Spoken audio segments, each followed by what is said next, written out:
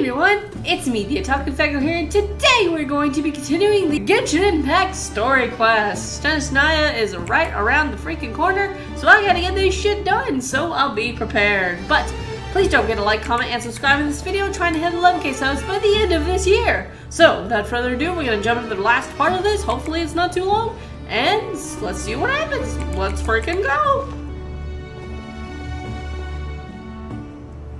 You must be the ones tasked by the Academia with renovating Aru? Yes, I don't know. That's right.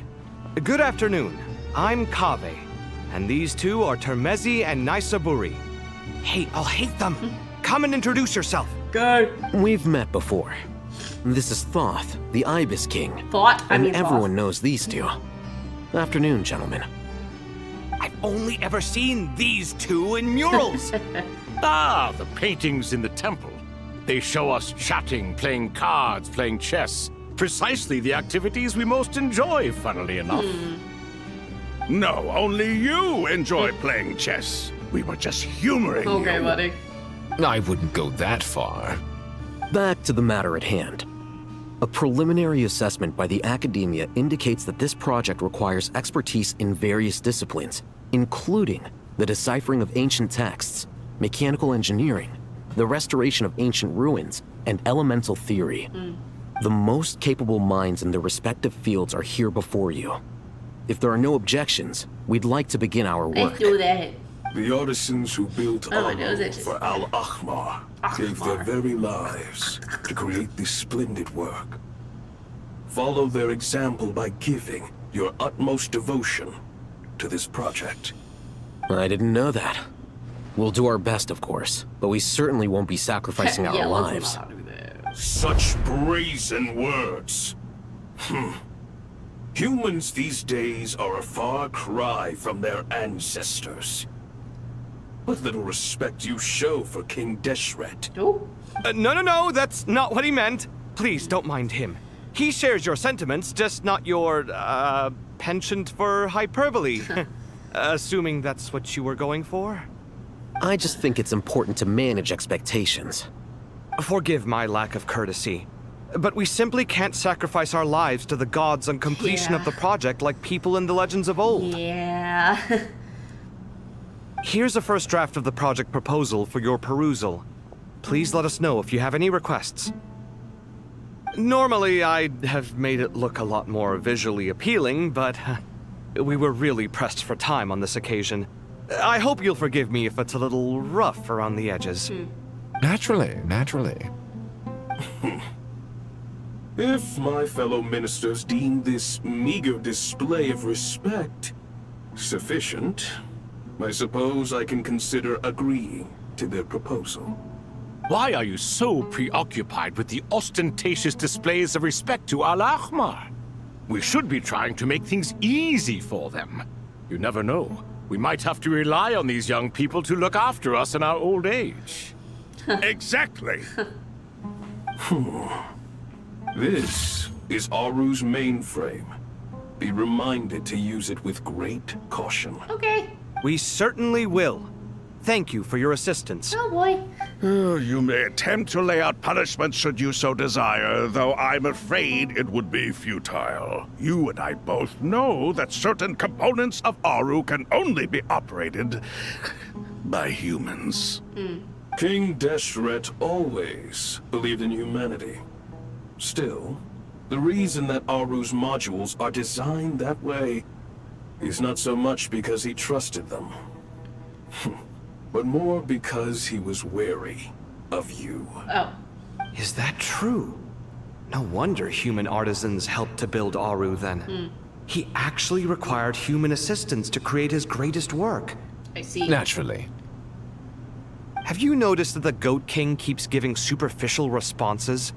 It's like he's just going through the motions and leaving the real debate to his colleagues. Maybe that's normal for them. He understands the art of perfunctory speech.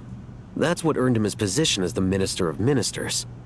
It seems the rumors about King Deshret being a poor judge of character are baseless after all. Excuse me for being blunt, but it sounds suspiciously like you're putting yourself on a pedestal and mocking me. You're mistaken. And while there's nothing strictly wrong with making every conversation about yourself, It's not exactly a positive tendency either. You? Ah, whatever. I knew it'd be like this working with you. All right, let me past. I need to look at this console. It's your job to activate it after all. Let's begin. Everyone, please proceed with the external checks and preparations as per the procedures outlined in the engineering plan.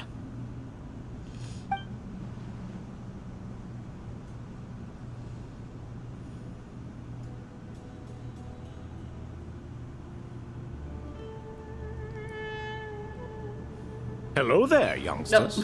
jump scare. Whoa, the Ibis King came to life. Oh god. What do you mean, came to life? I've been alive the whole time. You did say we could start our research, right? Are you having second thoughts now? I've reviewed Lizard. the proposal. The Lizard, work you're lizard, planning to lizard, carry out lizard, on this lizard, grand lizard. device is ambitious in its scope. You have ample Where's the confidence lizard in your abilities, I take it? I wouldn't say I'm feeling hugely confident, but given how bad things are, I'd rather at least try something than sit around waiting to die. You are the top scholars of your day. I trust you are aware that there are countless links between Aru and the Akasha. Aru and the Akasha? But I thought the Akasha was the Academia's greatest technological accomplishment, created years ago by the Dendro Archon to help her people access knowledge. I itches. And you too? Do you not know either? Blizzard. You've read the instruction manual, right? You tell them. An instruction manual? The Akasha has an instruction manual? The Dendro Archon is a kind and thoughtful god indeed. It used to sit on a shelf in the corner at the House of Dana. Not the most popular read. If the manual is to be believed, Aru was in fact the original inspiration for the Akasha system. what? But there are so few records about Aru anywhere. And practically none of the scientific expeditions into the desert had anything to do with it. Ah, but this is something you could not possibly have known. You may have heard many stories about the desert, but what is the most important aspect of history? Consider this a quiz. Anyone from Vahumana present? I'm from Vahumana. It's, well, veracity. Nanny. Precisely. And a large part of veracity is the chronological order in which events occur. I may as well tell you. In the beginning, Nabu Malikata, the goddess of flowers, descended upon Sumeru. The glory of the heaven was within her. She brought life, oases, and knowledge to this land. Great. Then she created the Jinn, enlightened them, and ordered them to serve her. Two other gods also walked upon this land where wisdom flowed in abundance, and the three met beneath the great green trees. It was the first and greatest alliance. We should speak with reverence of this covenant between the three, which transcended both time and life. For they promised that in Sumeru, wisdom would be shared with all. Okay. All the great changes in Sumeru's history began with the goddess of flowers. For King Deshret's sake, she pried into the secrets of Celestia, and for this was burned to ashes by the flames of Yeah, wrath. that checks out. Yikes. So grieved was King Deshret by her passing that he lost all interest in state affairs and devoted himself instead to the knowledge that she had brought back. It was after learning of the technology from that floating island in the sky that he first conceived of Aru. And so, the Akasha was inspired by Aru, while the basis for Aru itself came from Celestia's technology. Well, if the two share a common technological origin, then connecting one system to the other is an entirely feasible idea. Unbelievable. Have you no reverence at all for celestial technology? No, I do, but there's no time for that. The schedule is too tight. Blame it on the deadline. Sure. Perhaps you could try coming up with our cutoff dates. You know what it's like having to turn around 5 different drafts in one day? I wouldn't wish it on my worst enemy. Yeah, also, Sir Ibis, King, you don't plan on getting directly involved at all, do you? Yes, well, you strike us more as having come to give a popular science lecture. Or, wait, does this count as more of a first-hand witness statement? Both. Neither. Oh. Anyway, this sounds like far too much work for me. Still, if Aru is so powerful, why didn't King Deshret use it for more ambitious ends? Because it was never fully completed. King Deshret had grand plans, but he perished before they could come to fruition. Unfortunate. In the beginning, his wish was to create something that could rival the very world itself. The Lord of Flowers sacrificed everything for that ambition. What he desired, she bestowed. Lizard. And thus was knowledge brought Lizard. into the world. Oh, he's picked Her up the lizard. courage and Wait, why is that lizard sacrifice so huge? had What to the be fuck? honored with the most Why the splendid fuck of is it monuments. so massive? Or King Deshret What would the surely hell? have deemed it a grave injustice. And that monument, Chat, that lizard built looks from fucking knowledge massive. and What the fuck? technology, etched with a sacrificial and courageous love. Even in its unfinished form, it deserves to be treasured. At that time, King Deshret said the following to the Lord of Dendro. Since we share an eternal covenant, I shall never be your enemy. Hence, the fruit of wisdom from the heavens is not to be devoured. Remember, it is not that I lack the power to become the enemy of wisdom. Yet you and she have taught me much and shown me kindness. For this, I cherish you both. Yay. In the end, Aru was only used to store a portion of the souls. It was but a primitive form of the masterwork the king had envisaged. His final hope for Aru was to return to the past, when she yet lived. So the point you're making is, King Deshret was both powerful and ambitious, and he only ceased his imperious ways out of affection for the goddess of flowers and the Dendro Archon. Oh. You could see this as an act of mercy, but you could also see it as the sentiments that lay between these three gods placing constraints on him. This was, after all, the foundation of the alliance between them. This explains why Aru was both a prison and a monument, and why the answer to the three questions was time. You have to be careful who you get involved with, or you invite all manner of misfortune. This is as true for gods as it is for humans. Love is the same.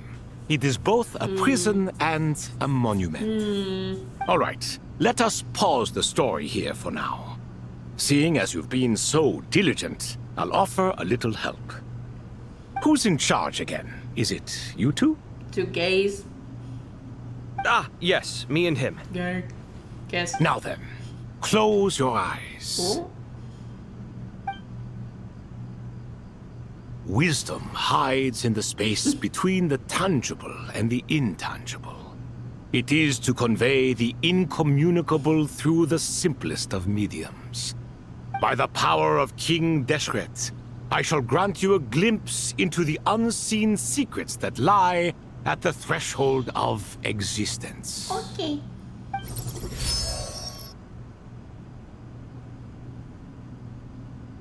Where did this come from? Is it a new mechanism? It looks more like some form of externalized information. You've rendered it visible? Just as the Akasha allows you to access a greater range of knowledge, the power of our king permits one to perceive ingenuities that do not belong to this world. Sure, why not? This is no ordinary mechanism. It reflects the internal structure of Aru. Huh. Whether you choose to increase or decrease, keep or discard. Come, use these to achieve the outcome you desire. I'll try. I guess. Looks mechanical to me. Better let me handle it, just in case. But wait, how do I get up there? You jump. Turn around. So that's where the elevator is. Okay. Yeah, that's normal.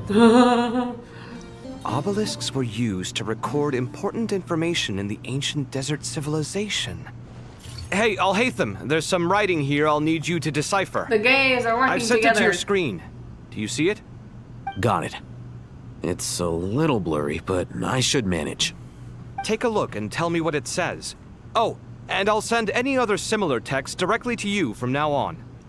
Let's start with this one. It's a variant of an older script. Herein lie verses written for the Yellow Sands.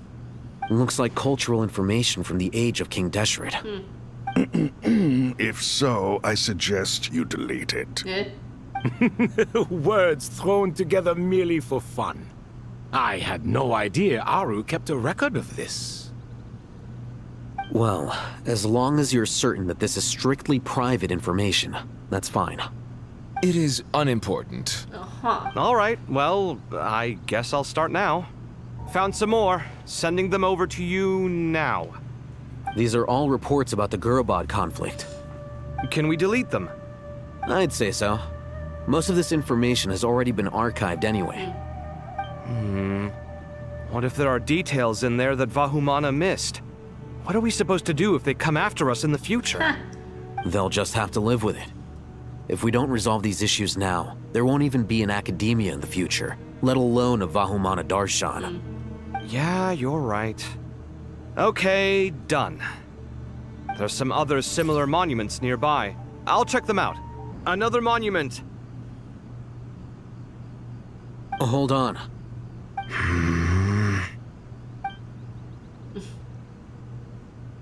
You're still reading it? How long is it? 2 million. It records the development and governance of the Oasis civilization. Most of it concerns the Jinn, but it also contains records left by the artisans who built Aru. Is it important? Yeah. Some of it. There was no way for me to read the whole thing in its entirety, so I had to rely on my intuition to pick the parts worth keeping. What about the artisans' records? What do they mention? They're speculations, mostly. For instance, they were wondering how to protect themselves if King Deshret decided to silence them after the construction of Aru was complete. Eye itches, bro. Sounds like pure mythology to me. Surely that kind of thing didn't really happen. The records do emphasize that this was merely their conjecture based on various myths. Still, the artisans did leave details of their plans to survive, including blueprints for their escape route. Even that got recorded? Okay, well, I'll make a copy of this first before I delete it. Is that truly necessary? You won't be needing Too bad. those. No, the blueprints are important. I want to keep them as a memento.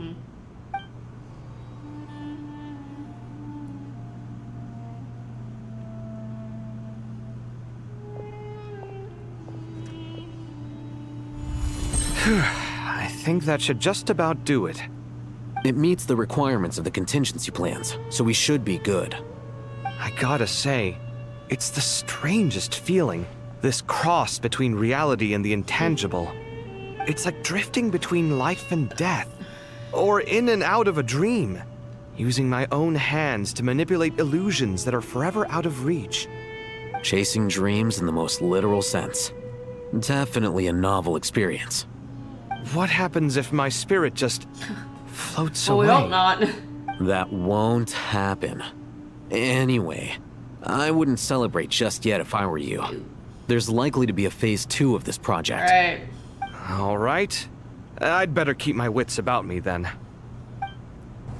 I expected that the outside world no longer respected the ancient gods, but even so, I do find the tone of these youngsters to be dreadfully impolite. It should hardly come as a surprise to you. I remember you saying the same thing last time. I assumed that was just a one-off. I did not realize it was the norm. Yeah. Don't you think that young lad's matter-of-fact tone sounds familiar? It bears a rather uncanny resemblance to you, Goatee.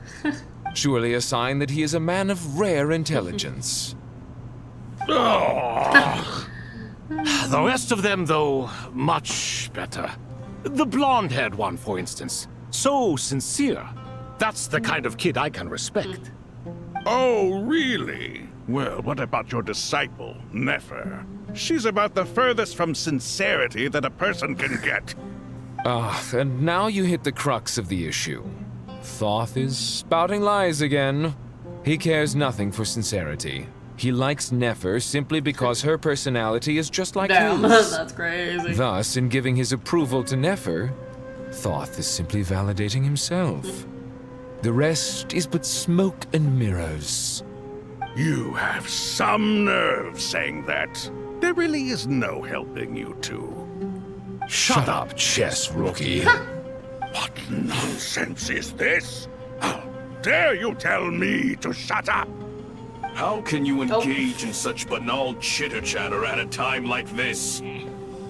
Aru has been opened. The glory and splendor of a bygone age is about to sweep over the earth like a flood. And you're here squabbling like petulant children. All three of you are insufferable. King Deshret was merciful, indeed, giving you a chance to be released from prison. I say, you should have been locked up for good. Ah, but Bennu, look on the bright side. Had they not been released, we would not have been awoken. Oh. You've been here this whole time. You should be scolding them along with me. I miss Hermanubis. It's not a real reunion without him here.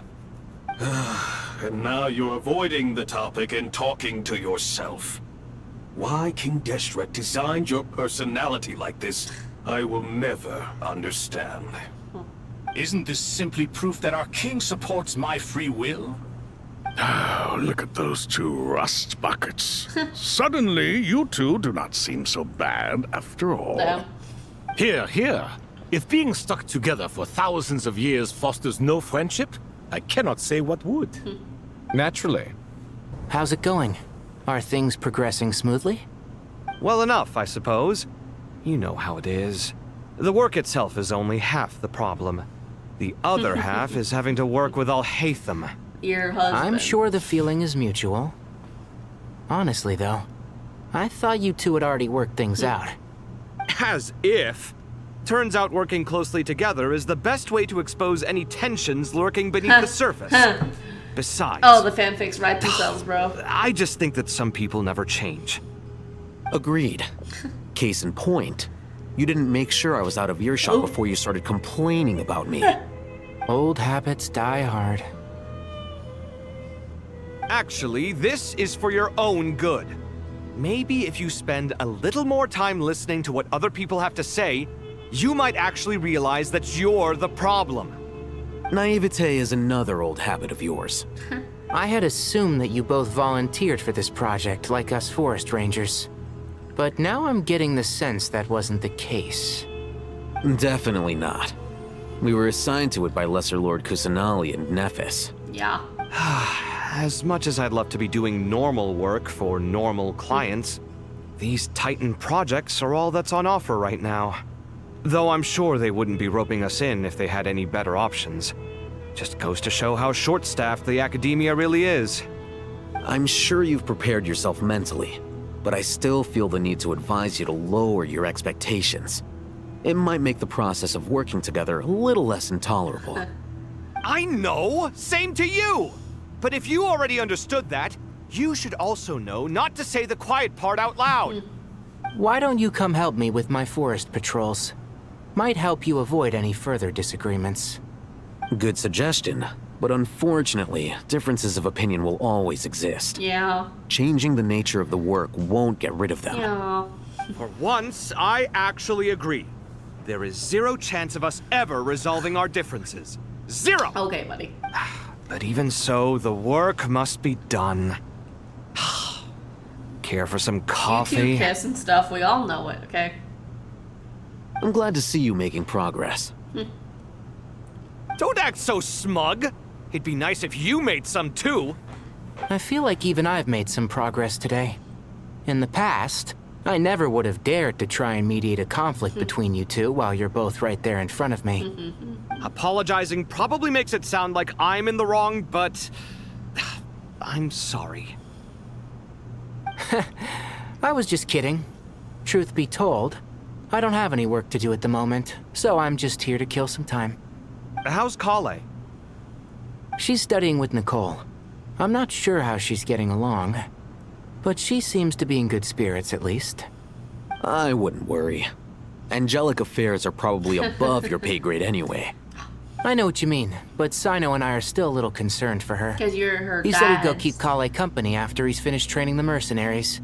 I'm planning to join them myself shortly. Kale will be okay. Have faith in her. Even we can see how much more confident and outgoing she's become in these past few years. Thanks to you and Sino being there for her and providing guidance every step of the way, Her dad. she can finally stand on her own adopted 2 feet. fathers. On her if you will. own 2 feet. Does it feel bittersweet?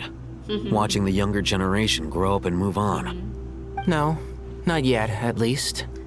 I was just thinking, I wish there was more I could do for everyone. She'll be fine. Yeah, she will.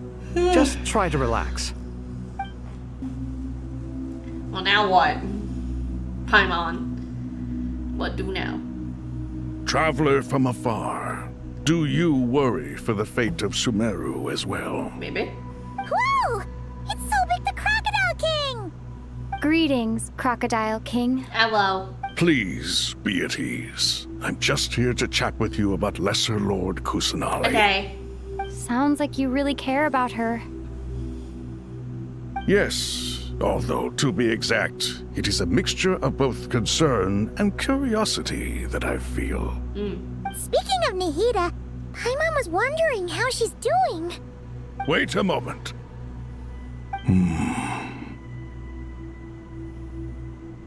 What is it? She okay?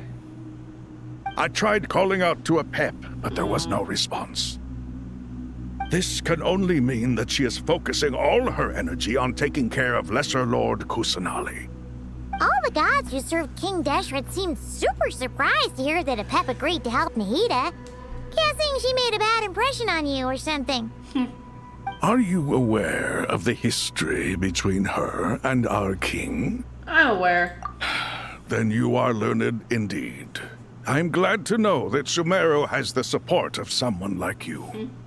At the end of his life, King Deshret tricked the Dendro dragon into swallowing him whole, leaving her to Yikes. bear the torment of his sins. Yards. The Dendro dragon despised King Deshret, yet he outwitted her.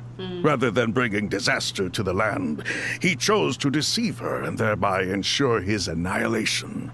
An act that surely displays his love for humanity. The Dendro dragon stands for the glory of a bygone era. She hated Al-Ahmar and what he represented. All the gods, all the power they wielded. And so, her willingness to help the Dendro Archon through this crisis comes as a great surprise indeed. It makes one wonder whether, perhaps, the Dendro Archon assisted her in the past. Yep, Nahida did her a huge favor. He tells us about how Nahida helped free Apep from her suffering. So Lesser Lord Kusanali put an end to the Dendro Dragon's many long years of torment. As much as she loathes the Seven, Apep knows kindness when she sees it.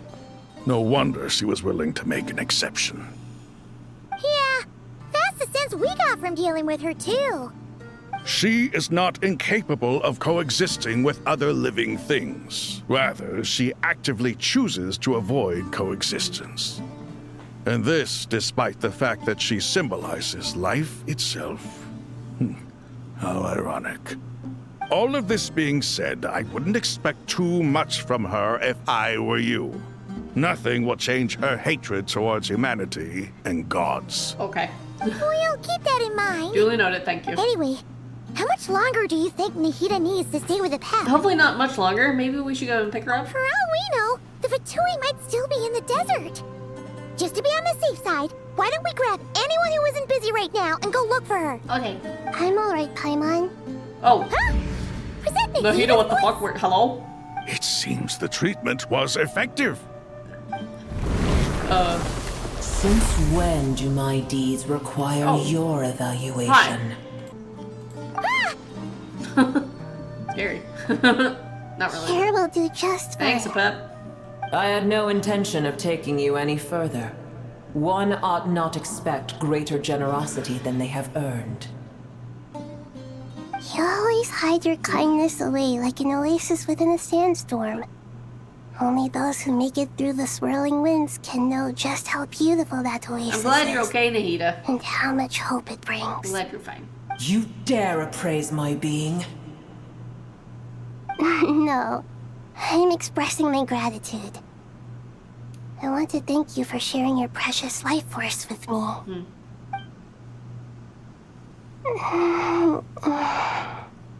Awake already?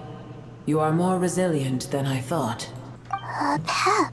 A pep. I feel much better. Thank you. Gods and their gratitude mean little to me.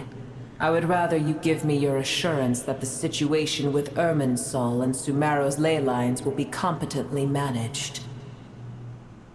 If I suffer any ill effects from the ley lines, you, as the god of this land, will be held responsible. And you would not enjoy being held to account by me. Okay.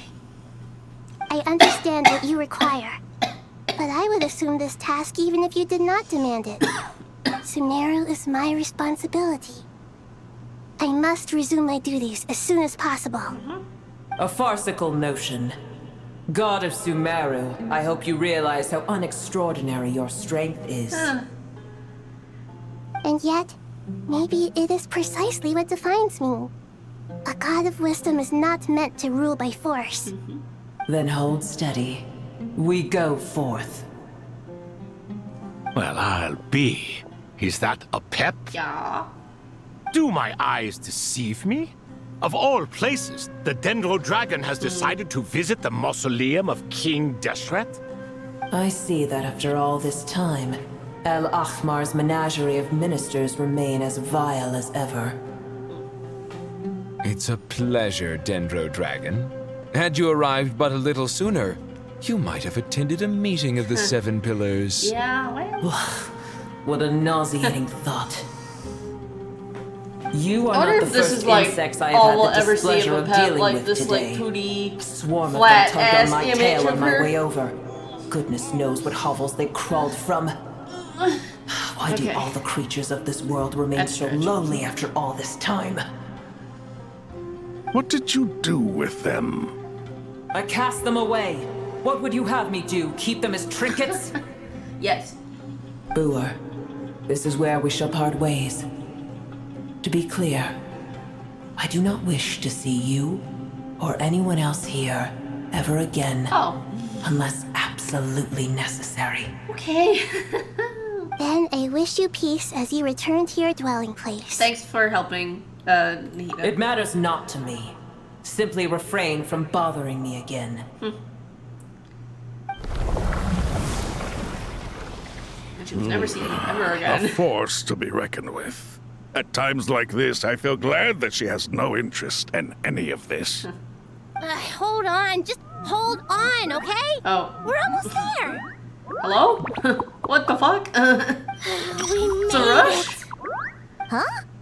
Wait, that voice. Oh, that's weird because to have a voice for Sarush. Uh-oh, I'm gonna fall. Why do you have a bunch of Nara? What the fuck?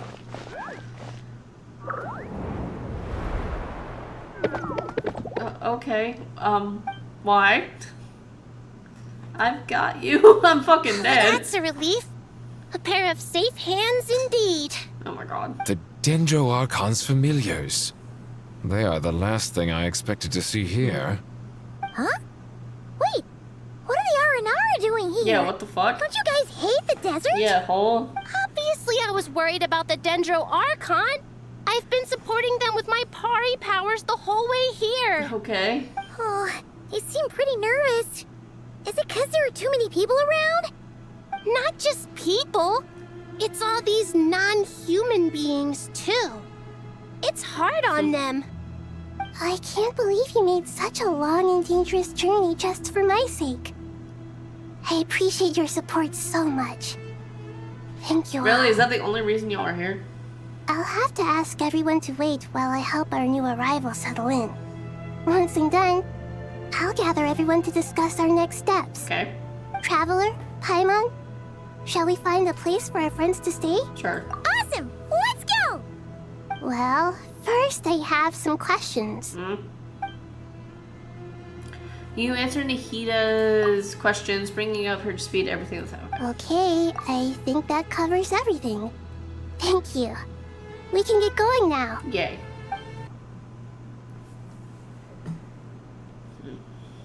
What? Oh, they don't have voices.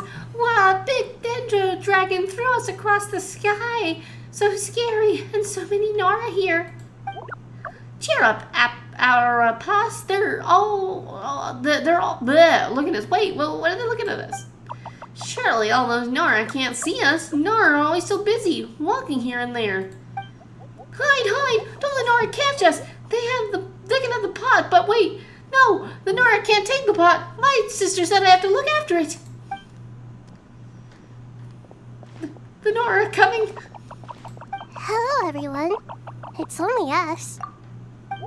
Oh, Lord of Dendro, Nara, Sarah, and White Floaty. Lord of Dendro, Nara said her party's been a long time. It must be very tough for you coming all the way out here, especially since you don't like the Veluca. Is everyone back in Vanarana doing well? Oh my god, words. Araja is a Varasa tree. Varasa trees protect Varanara, so that means our Jara did. Oh my god. Don't worry, everyone who stayed behind will do their best to protect their home, and we'll all do our work too.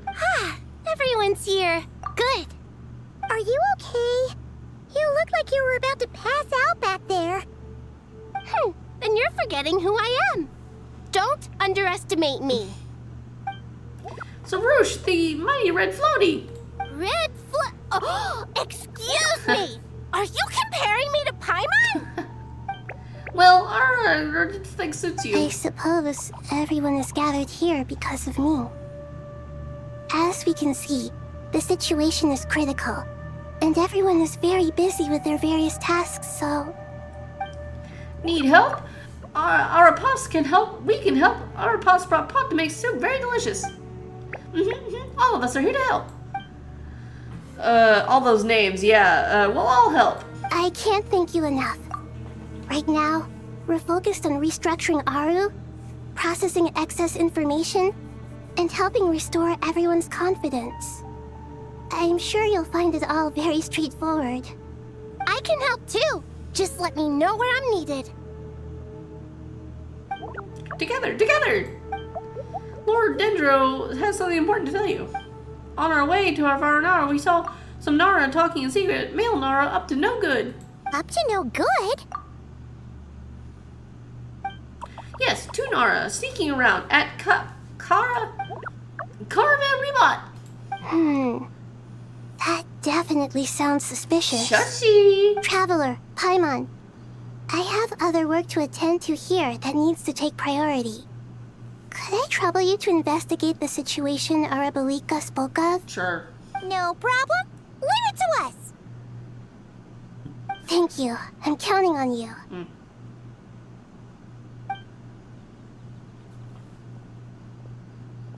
There's one other thing.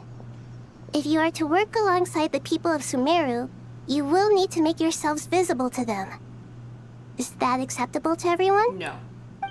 Well, if we really have to, I guess we have no choice. Don't be afraid. You have the most delicious soup. Everyone will like you. There's nothing to fear. No one here will hurt you. But if you do feel afraid, don't worry. Just call my name and I'll be there. Yeah. Okay. Very well. Now, I shall bestow a small blessing upon you all. Whenever people see you and interact with you, from the moment their gaze meets yours, they will experience the most beautiful of dreams. Okay. Need to raise her hand. You don't know what she did, but you feel a wonderful presence, like something out of a lovely dream. Ranches, your heart swells like a balloon, feels of happiness. Okay. People, okay. Do not fear, do not fear, Do not fear. We will face it together. This too shall pass. Back here. Oh, Nita arrives. Ah, everyone's here. Wonderful. Dendro Archon, you're back. Yep, she's just fine, which is good. Are you recovering all right? You mustn't push yourself too hard. I'm doing very well. Thank you for your concern. Words. I see. Using the power of Aru to reboot the Akasha and gain access to Irminsul. It's a sound plan, although... What? I regret to be the bearer of bad news, but with the state that Irminsul is currently in, it's impossible to access via traditional means. Even the Akasha won't change that. Alas, we had feared this may be the case. Big. And what about non-traditional means? Non-traditional What do you mean by means? that, Alhaitham? Are you saying... Desperate times call for new measures. Hey, Sino. What's up, buddy? Hey, we're here! There you go. We here. Ah, it's you. Is there a situation?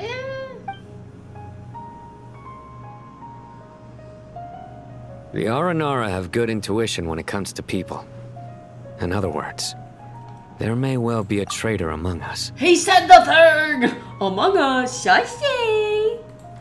Given everything that's going on, I'd be more surprised if there wasn't. But who? Miss Nefer, as a professional intelligence broker, I trust you have a solution? But who is the question? Not one that I'm willing to volunteer. What's in it for me?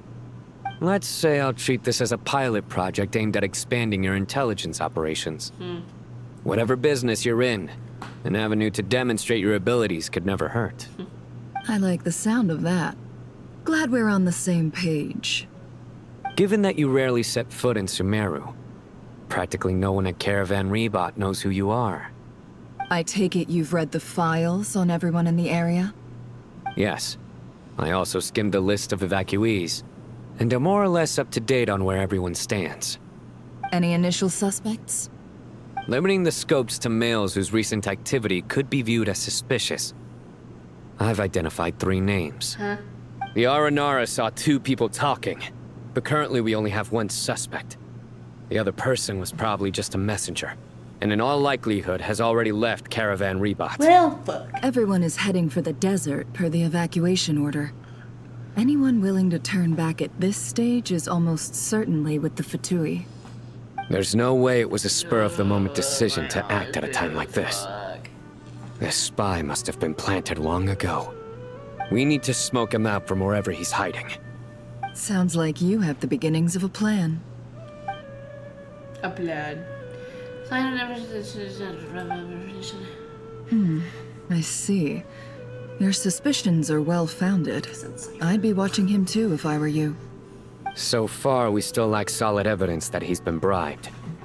He hasn't made any recent purchases that would indicate he came into some cash. Then let's get closer to him to confirm before we make our move. I can handle it. I'm not based in Sumeru, so barely anyone at Caravan Rebot knows who I am. And you're certain you've never encountered this person in Nodcry? I'm certain. Besides, it's extremely rare for me to have had any direct contact with Sumeru mercenaries besides Jet. There's no way he could have seen my face before. Sino, stay out of sight and wait for my signal.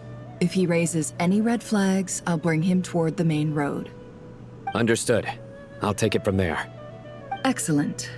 Well, it's a pleasure working with you. Darker skin, scars, frequents the desert and has ample combat experience. Nothing unusual about how he dresses or acts. What's that he's looking at? I don't know.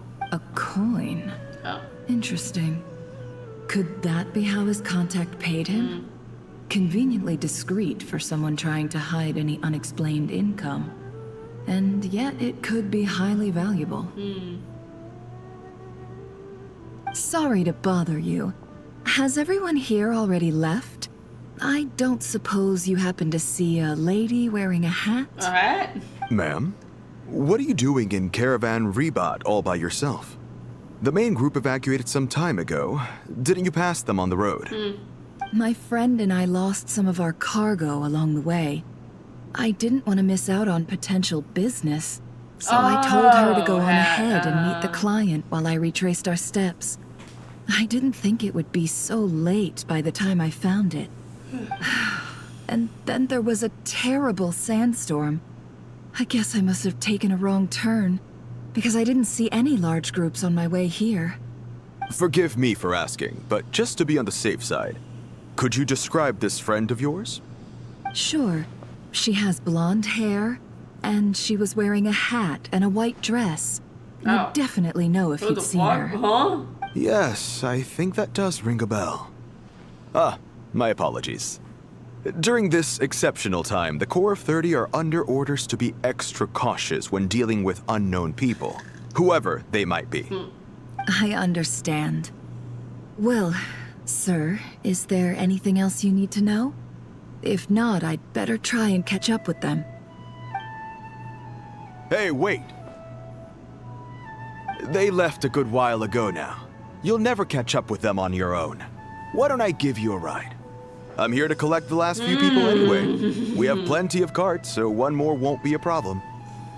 That would be amazing. Traveling with a group will be much safer. I'll have to pay you for your trouble. Hey, let's not worry about the money for now. Wait here a moment. Once I'm done packing up, I'll take you to join the rest of the group. All right, thanks. Let me know if you need a hand carrying anything. No need for that. I'm strong enough for both of us. Okay. Well, I wish there was some way I Bad could start repay to a you. porn right there. Guess it's my lucky day, running into someone who knows what they're doing here. You Gross. might have just saved my life, Gross you know? You're not wrong there. I mean, what kind of cargo is so important that it's Poor worth lesbian risking having your to life kind to of get slightly back? flirt with the man. I hope for your Gross. sake that it's priceless. Actually, I suppose I can tell you, since you've been such a big help. But be sure to keep it to yourself, or we could both be in big trouble. Oh, really? Sounds mysterious. We're in the antiques business. You understand? Some of our goods aren't acquired through the most legitimate means. We have to be very discreet when we're selling them. That's why I had to go looking for the missing cargo alone. Ah, no wonder. Well, ma'am, in that case, it turns out that maybe there is something you could do for me. Uh-oh. I'm all ears.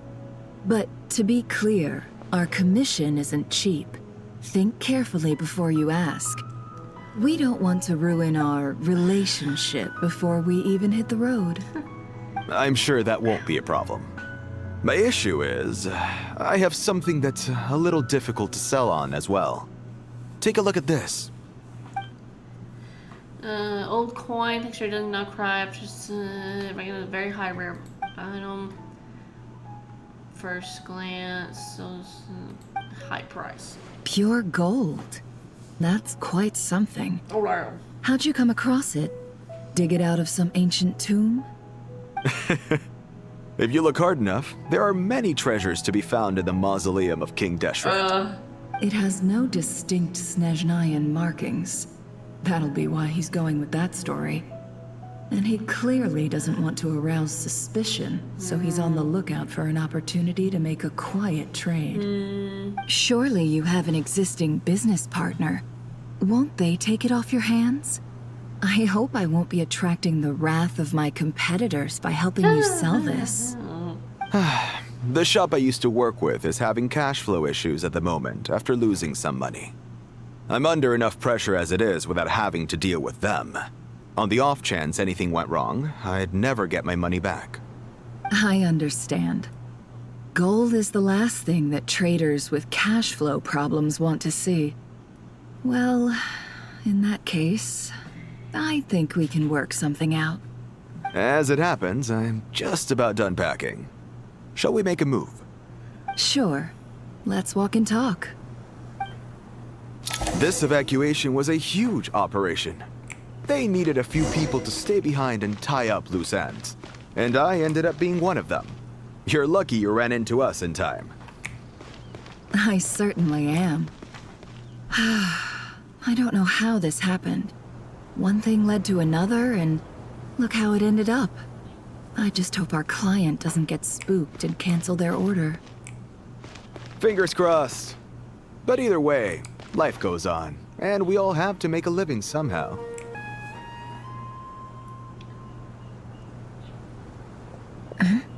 Oh. Hands where I can see them. Oh. Oh, caught.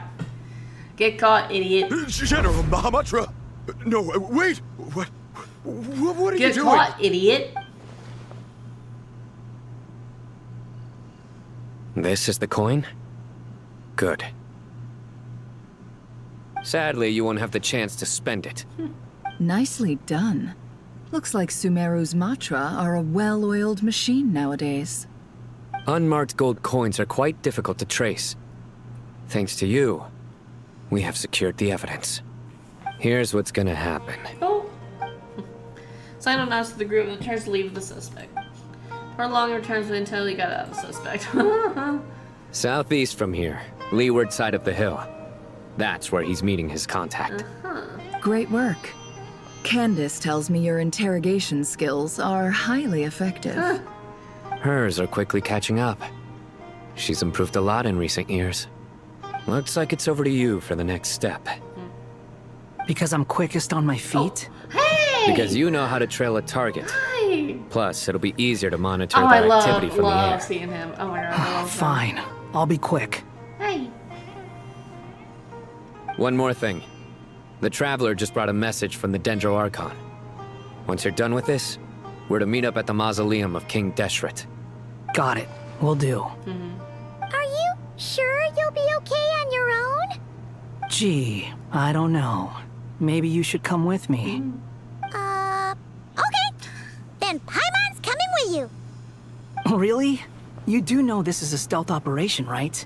Meaning, you have to be quiet? Paimon? Are you sure about this? Well, Paimon at least wants to give it a shot. Like everyone says, if you never try, you'll never know. Oh, jeez. Besides, being the best guide in Tibet has to count for something. This should be a piece of cake. Okay.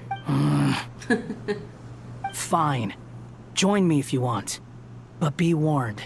If anything goes wrong, I'll have to gag you and shove you into a bush. Okay. No need! Paimon will be super careful. Promise. Good. Then what are we waiting for? Let's go. Exalt. Ah! Coming! Coming! Oh dear. We made it. Wait up! Hey, slow down, will ya? No. Ooh. We're here. Now we wait. Okay, yeah, cool. Cool. What's on your mind, Paimon? Huh? Oh, nothing? I thought all you cared about besides being a guide was food and sleep. Why the sudden urge to go on a dangerous mission? Yeah. What's that supposed to mean? Paimon's been on plenty of dangerous missions before. But never on your own. You hardly ever leave the Traveler's side. Just saying. I'm kind of at loose ends right now. So if you did want to share, I suppose I'd have to listen. If not, suit yourself. Makes no difference to me. Hat guy? Do you think Paimon is useless? Oh, Paimon. What? Where's that coming from? What? When we were in Notcry, Paimon suddenly realized something. Even though Paimon's with the Traveler every single day, whenever we face real danger, she can't do anything to help. Paimon doesn't get like this very often. She just got really scared when the Traveler got kidnapped that time. What if she never came back? What would Paimon do then? Interesting. And the more Paimon thought about it, the more useless she felt.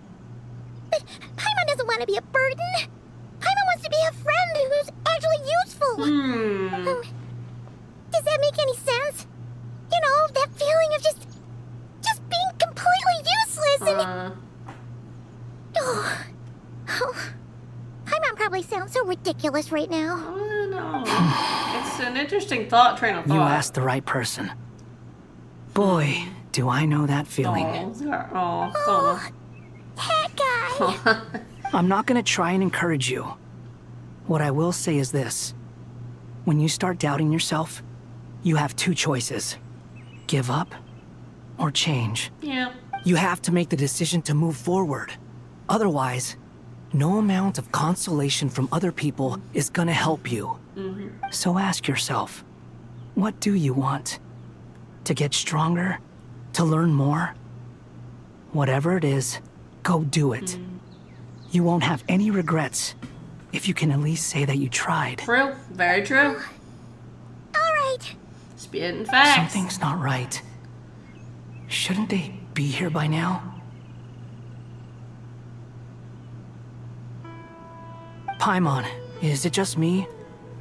Or is it a little too quiet around here? Uh-oh. Should Paimon take a look? We'll give it another hour. If nothing happens, we head back. Okay.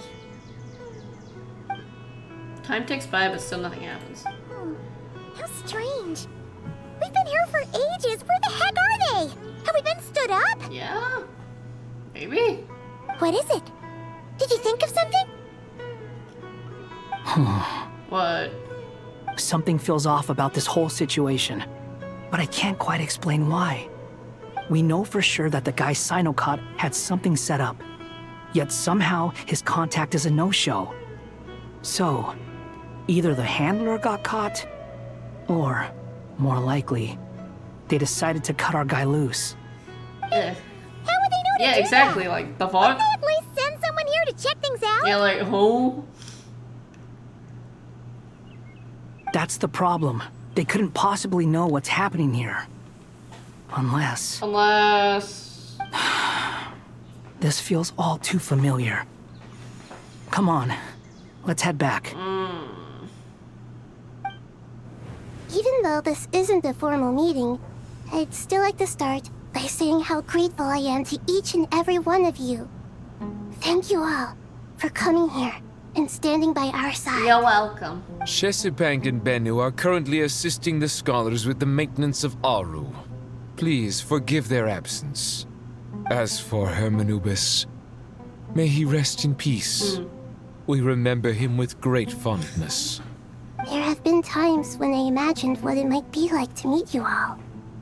Now that it's really happening, I feel quite emotional.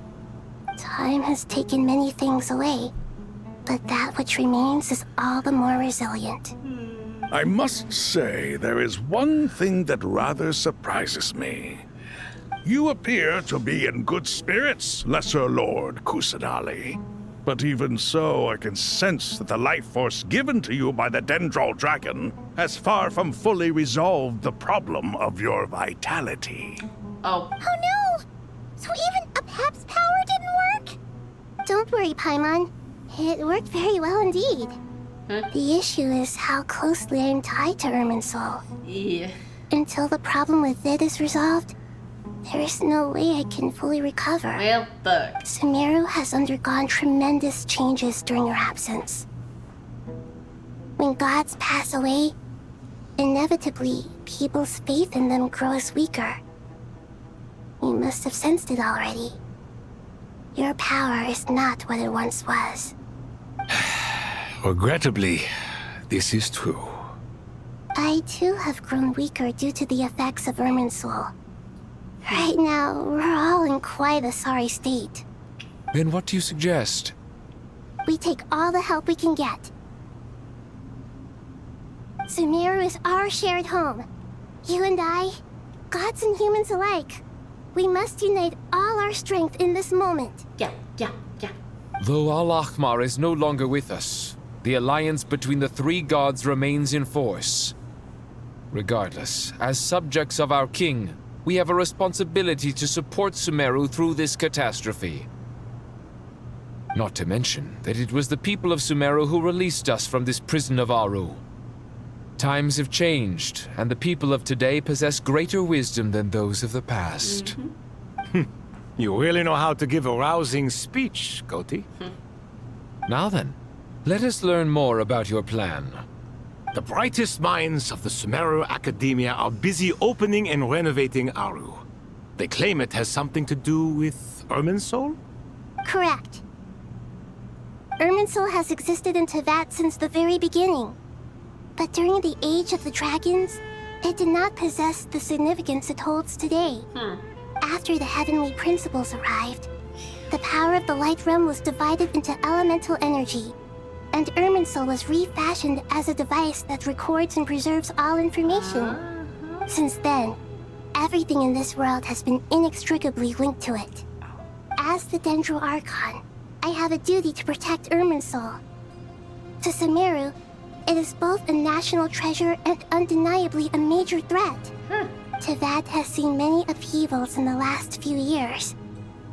The most recent of these was a major crisis in Notcry, which forced Sumeru to be even more vigilant than usual. I made sure to monitor all the pathways through which an outsider could potentially transmit themselves into Irminsul. But despite my efforts, a major problem still arose within. I still believe that someone has actively invaded Irminsul. But rather than taking any of the pathways I referred to, the intruder chose instead to utilize the most direct route, and the only one that cannot be protected against, by entering Irminsul through death. I see what you mean. You cannot simply stop all deceased souls from returning to the ley lines because of a potential invasion that could occur at any time. That's right. As important as it is to guard against external threats, I couldn't allow myself to stop the souls of the departed that's how the from Torre. finding peace. Fuck. Please, Probably. understand how difficult this predicament was for the Dendro Archon. Defense has never been an easy task. After Irminsul was invaded, my authority was quickly restricted. Soon after that, the tree began denying access to any connections. I'm sure you feel responsible, but you are not to blame. No one can predict every possible disaster.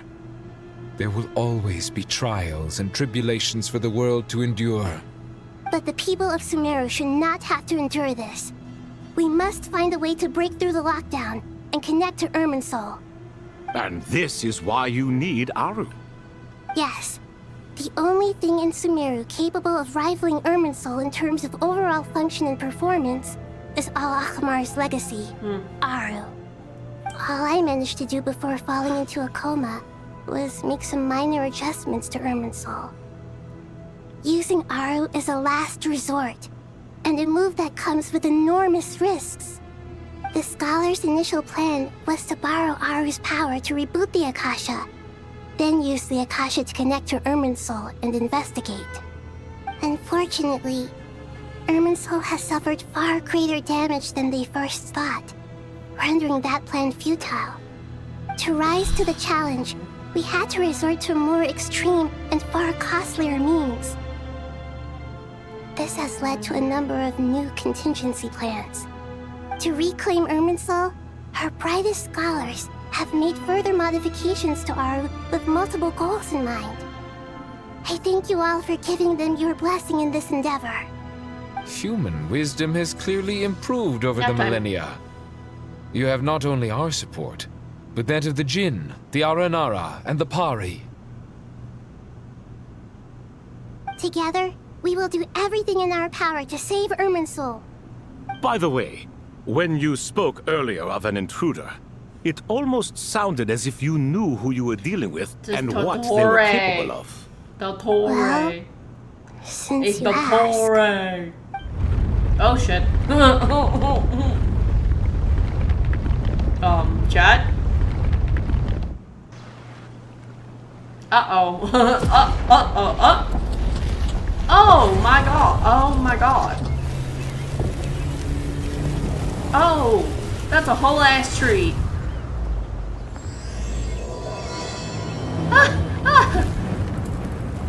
Oh. Oh. Oh no. Master Tainari! What is that? Is this Irminsul? Yeah, probably. How did this happen? What's going on inside? Oh dear. Luckily, we managed to evacuate Oh everyone. no. What in the world was that? That's not good. That was terrifying. That's not good. Nahida, so this is the catastrophe. She's been fighting us all this catastrophe. Oh my god, I can't say the word. Oh my. I understand now, Dendro Archon. You make yourself quite clear indeed. Not once over the millennia has Irminsul been so terribly afflicted as this. Please continue, Dendro Archon. Irminsul's root system is what comprises the ley lines. In the past, it has always been hidden away, going unseen by the general populace. But now, an evil intruder is making it reveal itself. With it. It has become a tree of unbridled greed. A clear sign that a deranged experiment has advanced to a new stage. Blasphemy. From where I stand, an experiment in the name of blasphemy sounds rather improper. But if we are to honor Dottore will, this is what we must do. The birth of this tree proves to me beyond doubt that this incident is connected to him. No shit. But to explain the situation in full, there is someone I need to tell you about. Manny. In the most concise and precise language possible, Nahida explains that she knows about the second of the two harbingers, the Doctor. His true name is Zandik, and his crimes are beyond reckoning. Are all beyond reckoning. Zandik. So it was him. Mm-hmm. I saw him in the desert once. A man of supreme arrogance. So this is where it has taken him. Yeah. But didn't Dottore die and not die? Yes, How but is no. he still able to do all this? Fuck if I know. He must still have loyal followers amongst the Fatui. Yeah, his fucking boyfriend, I guess. Even so, or I'm ex-husband, still maybe unclear now, as because to he's how dead. he has been able to wield such a profound influence over Irminsul. I can confirm that Fatui forces have arrived in Sumeru City. Back. Furthermore, Irminsul seems to be undergoing some kind of mutation. Evil branches are beginning to grow. Things that do not belong to this world are slowly but surely materializing. Right. Sorry, I couldn't think of any other word to describe it. They don't seem to be fully formed physical entities yet, after all. But they are gradually becoming real. A baleful tree climbing up into the heavens. Speaking of Dottore, I have some information on that front as well. Wanderer recounts how he and Paimon went to the meeting spot only to find no one waiting for them. I didn't think it was wise to state this out in the open. But my theory is, the mole wasn't cut off after he was caught. They wrote him off from the beginning. Oh. You mean the Fatui never intended to follow through with him? Huh. Then why plant a mole at all? Fuck if I know. It's hardly a conventional strategy, and the rationale behind it is pretty twisted. But as it happens, I know someone who works exactly this way. And when it comes down to it, his goals are very simple. He just wants to confuse people, so they can't figure out what he's up to. He's been a collaborator of Dottore's from the outset. That fact alone confirms I that can't wait to Dottore see is more involved with this Pantalone somehow. when we get to actual Sanjaya. Some of the gas clearly there's more going on than anyone realized. You never presents some repairs and death meeting. After everything Nicole and Pfeffer plan, everyone can go to bed. Okay. There is still much to be done. Everyone, please remember our core strategy. As per the discussions, the following groups must act immediately. Mr. Al-Haytham and Mr. Kave, the next phase of the Aru renovation project must begin right away. Godspeed to you both. Yeah. We'll give it everything we've got. The plan looks feasible, but the implementation will require certain resources. General Mahamatra Sino and his team will help to procure the materials required for modifying the terminal. No problem. I've already spoken with Sethos and Hat Guy, and they've agreed to assist me. Still funny that they call This him kind that of thing guy. is best left to the fleet-footed, right? Hat guy? God. If it's efficiency you're after, we're the right people for the job. Following up on the elemental energy amplifier we discussed, Miss Dory, I assume you're the one most familiar with the status of this project. Aside from the Dendro Archon, of course. Yep, that's right. Leave it to Lord Sangama Bay. Got it. Well, I'd like Madame Farazan, Kale, and Nicole to support Dory on the technical side. You can count on us. Will do. Rest assured, I'll take good care of Kale. Thanks, Dia, Nicole. Candace, and Nefer, you'll be in charge of negotiating between the various parties. I trust you remember our goal. You bet. We can handle it. 3 baddies. Good. I believe that covers everything. Tainari will provide ad hoc support as needed, if that's okay. Poor Tainari. Must be tough being Nephis' student. Getting bossed around all day, every day. Hey, don't try and drive a wedge between us, you old rascal. All it says to me is that Master Nephis has faith in everyone's abilities. While I'm nominally here as backup, I doubt there will be many situations where my help is needed. Exactly. Finally, Traveler, you and I will head to the border between Sumeru and Natlan. Once that task is complete, I'll be asking some of you to accompany me to the Eternal Oasis. The Eternal Oasis? I thought that was just a legend. So it does exist Oh, it's real. after all. It's very real. Regarding your trip to Natlan, under normal circumstances, a meeting between our two nations would be a far more formal affair. Unfortunately, Sumeru is all but completely cut off from the outside world at present. So regretfully, we won't be able to give the Pyro Archon Mawika the grand reception that she deserves. My apologies for the inconvenience. We'll do our utmost. It's not No point putting too much pressure on yourselves. That goes for everyone. Okay. Right. Especially you, Dendro Archon. I'm sure you're still feeling quite weak. Don't worry about me. The Dendro Dragon's life force will sustain me. Plus, we'll be there every step of the way. Nahida will be just fine. Yes, I believe in myself. And I believe in every one of you. Well, time to get going. Oh boy. To what extent we can implement the final plan depends on how successfully the Akasha can be modified and configured. And to make sure the configuration works, Aru will also need some further optimization. Yeah, no surprises there. Once we roll this out, any Sumeru citizens who already have Akasha terminals can simply continue to use their existing devices. This still leaves us with a significant equipment shortage, though. Many groups of people were never issued Akasha terminals, including mercenaries, the desert folk, and many others. We'll need a supply of rare materials for the renovation of Aru and the production of new terminals. Right now, the best place to source these locally is from the primal constructs within King Deshret's mausoleum. Time is not on our side here. It's gonna be a race against the clock. Oh boy. The Aru merge and renovation project will have to be carried out by you two. Everything's riding on this, so failure is not an option. Best of luck to you both. They've got this. As discussed, Probably. General Mahamatra Sino and Mr. Hat Guy will source the required materials. Mr. Sethos is quite familiar with the layout of King Deshret's mausoleum. With him accompanying them, things should go quite smoothly. I have every confidence. In the meantime, we may as well take a breather. Makes sense. There's not much we can do until the materials You arrive. two should go kiss and stuff. Get in formation and stay close. What is this, boot camp? Knock it off. It's just Sino being Sino. You know what he's like. Everyone clear on our mission objective. Look at the excess primal constructs, dismantle them, and extract the required materials. And King Deshret's 7 pillars agreed to this? Yeah.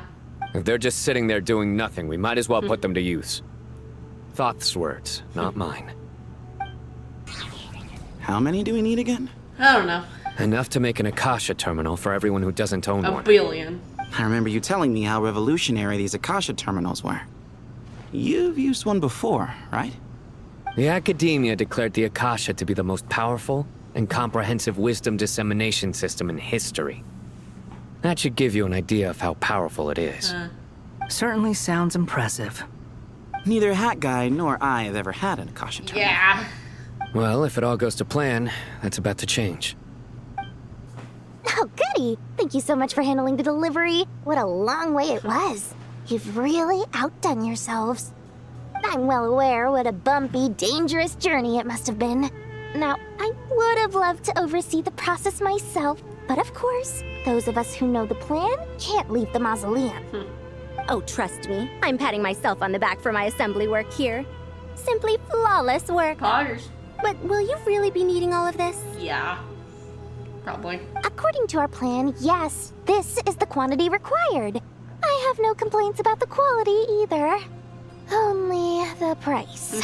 So expensive. I heard you covered a lot of the funding out of your own pocket. Oh, that's an exaggeration.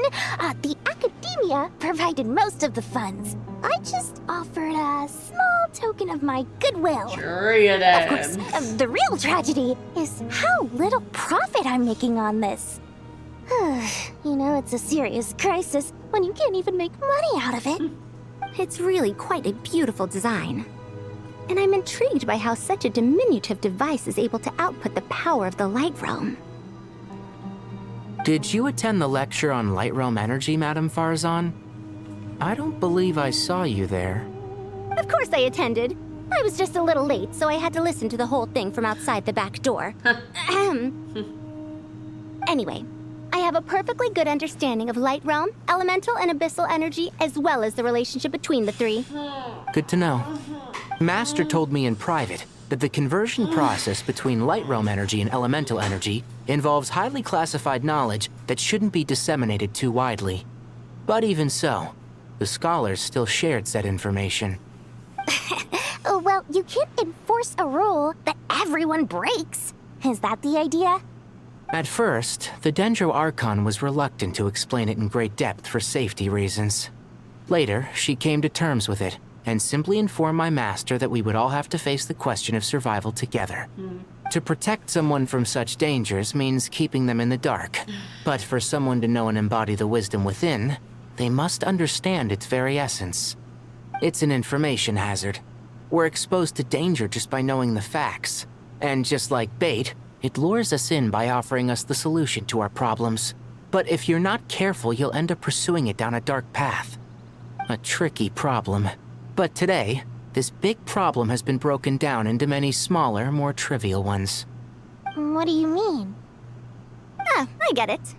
For instance, you and I share secret knowledge, while she and I take on the risks of life, death, and fate. Something like that? Hey, what? That is not what I call a trivial problem. Well, as they often say in Vahumana, an event that is monumental to the individual is negligible in the grand scheme of history. Generally, the fate of the individual is an insignificant affair. Being from Amorta, where the subject of our research tends to be a lot more personal, I have to disagree. It's hard to dismiss the individual as insignificant.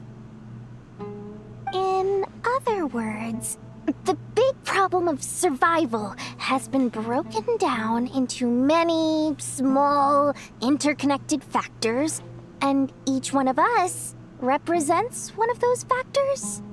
When the same secret is shared with a group of people, the same fate binds them together. Most people would find this unimaginable, but to us scholars, this is the path that has always beckoned to us.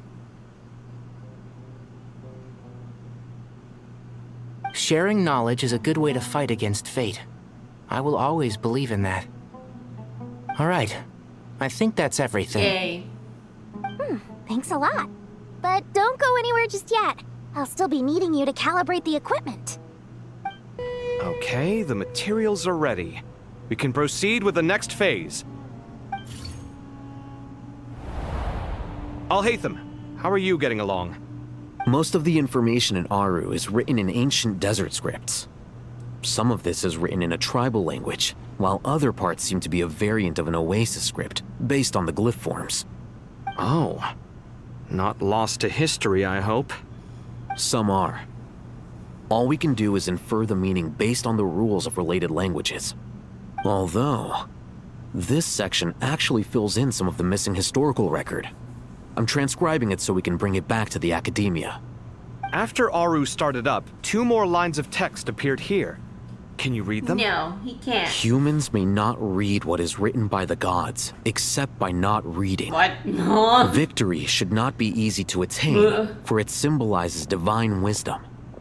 Knowledge must not waver, for it has external borders. The fuck? Is this a clue to solving a puzzle? Or is it being symbolic? I don't fucking know. You can't read it unless you don't read it. What the hell? Victory is wisdom. Knowledge is confined by borders. Wait, I think I've got it. It's a metaphor, isn't it? It's talking about... Chess. A chessboard. God damn it. God damn it. Don't make me play chess. You were right. The youth of today are skilled at solving riddles. The gay ones are. Have the secrets buried in the desert not been unearthed over the years all the same? Since Aru is a place reachable through wisdom, this day was bound to come sooner or later. Oh, I've always been against overly cryptic sentences. Don't you get tired of reading and writing all that? Ah, it's you 3. Just in time. We've been delving deep into Aru, and now this board has appeared. I've heard this was how you'd while away your free hours. You must be quite the experts by now in that case. It is true. King Deshret's chess games are some of the most well-loved of all his wonderful creations. If you have ever been to Safhe Shatranj, you may well be familiar with the chess pieces you see here. Is this chessboard supposed to be another visualization of the interior of Aru, then? Oh. Naturally. Visitors, everything is ready. Only by completing the challenge on the board in accordance with the rules will you be permitted to overwrite Aru. 1 second. It's not dangerous, is it? Yeah? Dangerous? Why, yes, of course. Fuck. I should be the one to go, then. Wait for me here. Sounds like the self-confidence of our present company has rubbed off on you. Don't be ridiculous. I'm your upperclassman, and that means I have to look out for you. Oh my god. Oh my I god. appreciate Oh my the god. sentiment, but a game of chess typically requires 2 players. Besides, I'm sure they won't let things get out of hand. Keeping things relatively safe is in your best interest too, isn't it? Fair enough. I mean, you guys are controlling the difficulty, so please don't go too hard on us, all right? Ah, but Bennu said he wanted to put some respect into these whippersnappers. All right, all right. Thank you. Obviously, we'll still try to be careful. This doesn't seem like ordinary chess. Is the goal to defeat the opponent? No, you must enter the board and pass the trials we have placed there. Ready? Yeah. Let's do it. Oh god. Okay, we did it. Yay. Done. Poggers. Finally. It's over. But seriously, that was incredible. Standing on the chessboard felt completely different from standing on solid ground. And also... Oh, sorry. I'll save my thoughts for later. Thanks to the 3 of you for helping us out with this. Is it just me, or were you giving us quite a lot of guidance along the way? We made but a humble contribution. You lived up to our expectations. Bravo! Our aid was not given for naught. In addition to the existing functions, I'd like to ask you for another favor. Since Aru's interference shield can cover the entirety of the mausoleum, it should be possible to extend its range even further. Perhaps you can find a way. So, building upon the existing functions to... Ah! I'm with you! Imagine for a moment. What would the ideal outcome look like if this function were compatible with the devices? I agree. This is the best solution possible. Please, everyone, we beg you to help us. Me, oh my. Well, since you ask so very nicely, I suppose... Goti? Croco? What do you say? Naturally. He loves that word. There you are. Hi, Nahida. What's up? Oh, gotta pull them out. Miss Nicole truly is an angel. She shows great wisdom in guiding others, and she has already sent word to Natlan on our behalf. Well, that's good. She said that while the other members of the Hexen Circle are busy with important work, she is quite free, and she's more than willing to accompany the people of Sumeru for the entire journey. Cool. Great. Yes, Nicole, all right. Always super patient and loves to help everyone out. She's the best. She is. So kind and enthusiastic. Well, time for us to get going. Let's head out. Let's go. This should be one of the closest places to Natlan in all of Sumeru. Okay, why the fuck is that wall there? The fuck? There's the barrier Nicole and Nefer mentioned. It completely cuts this nation off from the others. That's super weird. Why? Why separate you from the rest of the world now, specifically? Don't know. And if I'm also, not holy mistaken, shit, Traveler Lines. Irminsul was polluted once before, wasn't it? I think that's right. The forbidden knowledge was eliminated, but the fact that Irminsul was polluted should remain unchanged. Oh, Malika! Oh my god, hi! Hey! Holy shit, hi. I'm wondering the same thing myself. I'm so good. That voice. Malika! Hey! You got here pretty quickly. Good to see you. It's been a while. Hello, traveler. It's been a while. I just said the same thing. Hello there. Oh. Hello, Dendro Oh, Archon. shit. Oh shit, Malika, the two Archons, man. Oh shit. I apologize for asking you to meet at the border on such short notice. I also apologize for not being able to greet you in person.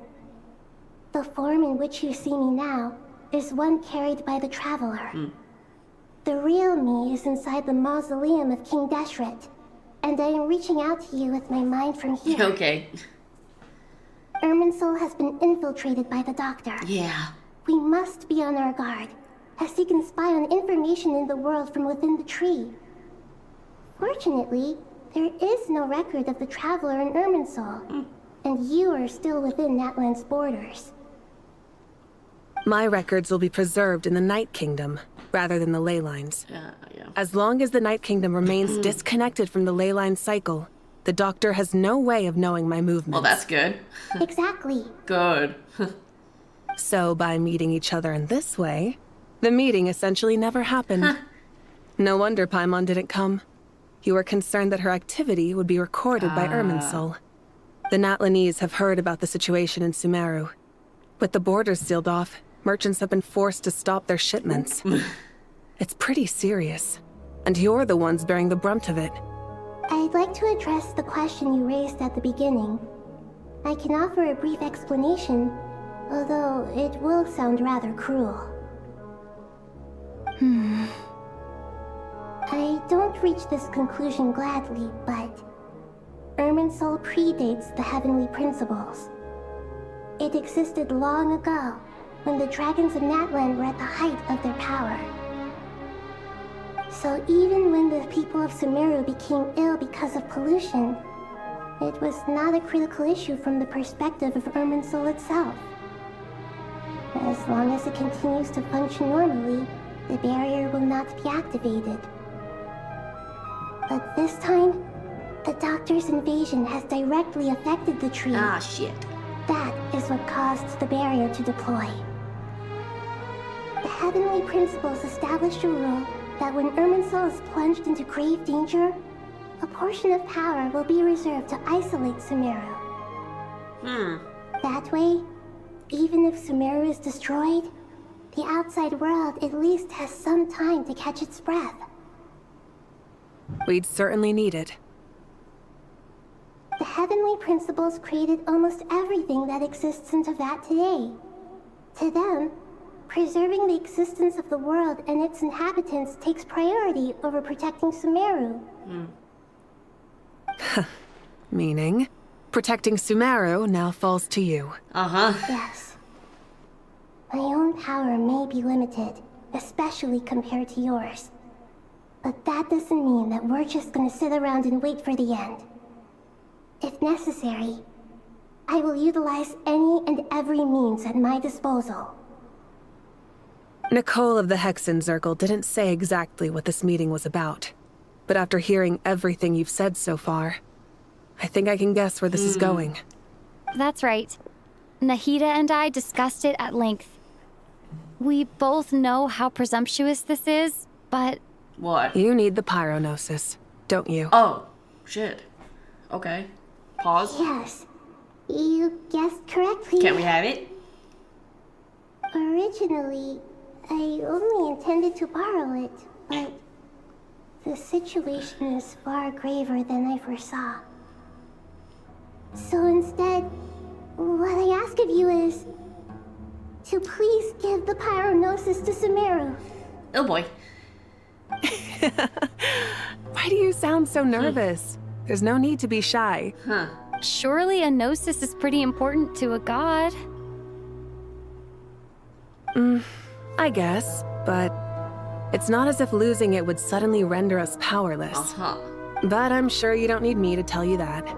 With all the nations you've traveled to, and all the gods you've met, you must have realized that by now. Fair point. As far as I'm concerned, a gnosis is basically an elemental energy enhancer. But I don't usually use it. You know me. I like to think I'm pretty strong without it. So true, so true. Yeah. Not about to dispute that. So you see, you don't need to sweat it. Here, take the pyronosis. Ooh, there it is! Oh my gosh. Just like that? Damn.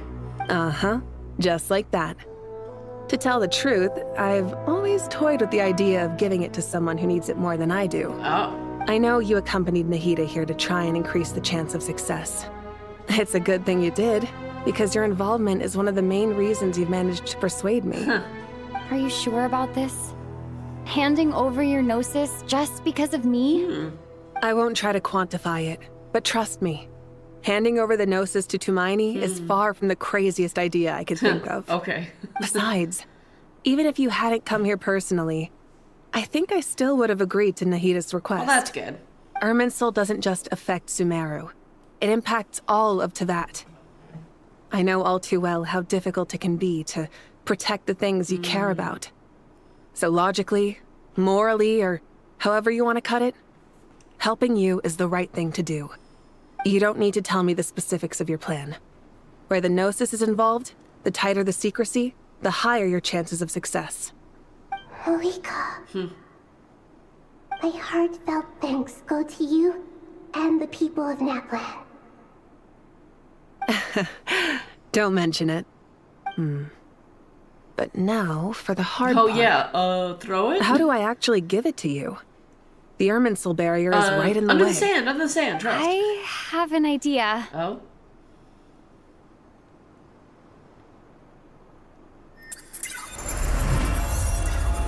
Okay, yeah, I can just do that. Okay.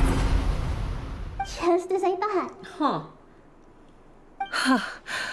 Incredible. What did you do? No idea. Just made a lucky guess. This seems to happen quite a lot. Things that apply to everyone else don't seem to apply to me. I figured the same might be true here. Irminsul usually produces effects based on the records it holds.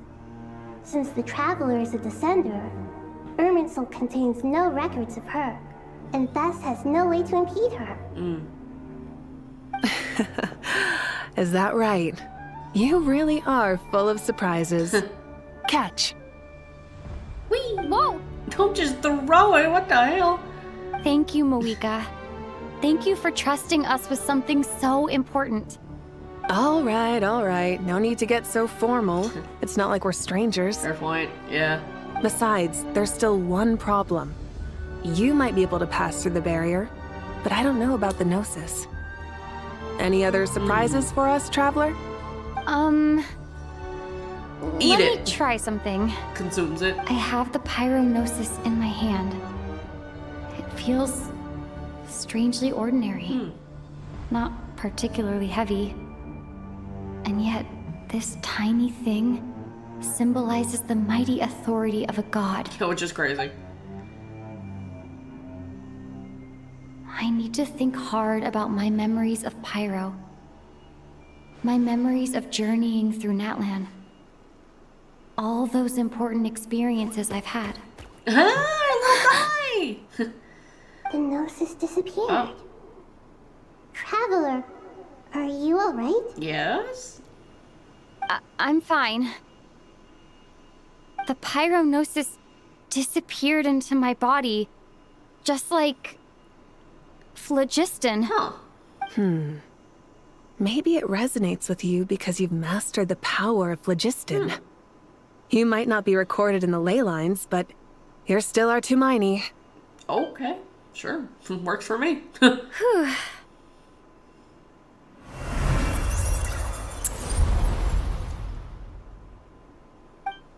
Amazing, I made it back through with the Gnosis. Please allow me to express my gratitude once again, Malika. Pleasure. Well, I've given you all the help I can. The rest is up to you. Good luck. Thank you. We won't let you down. Cute. Yeah, we aren't about to lose. Indeed. Hey. Tori's getting his ass beat again. Traveler, Paimon, how are you feeling? Fine. Paimon's a teensy bit nervous, but only a teeny tiny bit. Seems like she's gotten way braver over the last few years, huh? Of course. After all the adventures you've had with the Traveler, I'm sure you've gained a lot of experience and grown as a person. I'm doing all right. What about you, Nahida? How are you holding up? With the negative effects of Irminsul, I am a bit like a piece of fruit that's been burrowed into by hungry insects and left to rot. Oh, damn. I'd be lying if I said it was nothing. You'll be fine. But please right? don't worry. We all know what we're getting into, and we've prepared as well as we can. I believe in everyone. I believe in you. And I believe in myself. Stoking the fire inside oneself is certainly one way to live, but knowing when to rely on one's companions is also a form of great wisdom. Sure. I've been quietly learning little things from everyone, like plucking tufts of fur from a sumpter beast. Okay, Me too. With the constant traveling, I'm always learning and growing. That's the journey of life. I think there's someone else here who would share that sentiment. Oh, hi. Don't worry about what I think. I was just passing by and happened to overhear your conversation. Okay, buddy. What are you talking about, hat guy? This is the top floor. No one passes by the top floor. Says who? You can fly just like I can. I would have thought it makes sense to you of all people. I don't know why, but I feel a little more relaxed now. It shows that you feel comfortable laying down your burdens in our presence. It means that Sumeru is a place you can trust, where you know we have your back. And we feel exactly the same way around you. That's what it means to be friends. It's like friends. Ah, it's finally done. Ugh, but I have a nagging feeling that there's something I've forgotten. Oh, there you are. Everything wrapped up on your end? So fucking gay. Kiss, please. What? what was that about? Okay, fair enough. That was a pointless question. We were working in tandem, after all. You must really be exhausted. Well, it's been a busy day for both of us. When work ends, you clock out. No looking back. Yeah, we're definitely due a break. Probably a little late to start drinking now, though. I'll stick with water. Here, this one's for you. Gay. Now kiss. You want a bite to eat? I can grab us something. Or wait, I think there's a stove nearby. Let me take a look. Are you nervous? A little, yeah. Unlike you, it seems. How are you not feeling at all nervous? Because everything that happens next is beyond my individual control. I don't worry about things I cannot influence. Same. What do you mean, cannot influence? You're the one who came up with half of the strategies we ended up using. There's only so much I can do. I was only doing my duty. Was it like this last time, too? You mean with Azar and his accomplices? Yes and no. The situation back then was easier to control, but we weren't as prepared as we are this time. So the enemy is stronger, but so are we. I still vividly remember the way you interrogated me in the library after the fact. Where were you when Sumeru needed you most? Down. If your memory is so vivid, you might also recall that it was you who came looking for an argument. You're often the one who initiates these things, you know. I came for a conversation. I didn't know it was gonna turn into an argument. Anyway, at least I showed up this time. So, what do you think?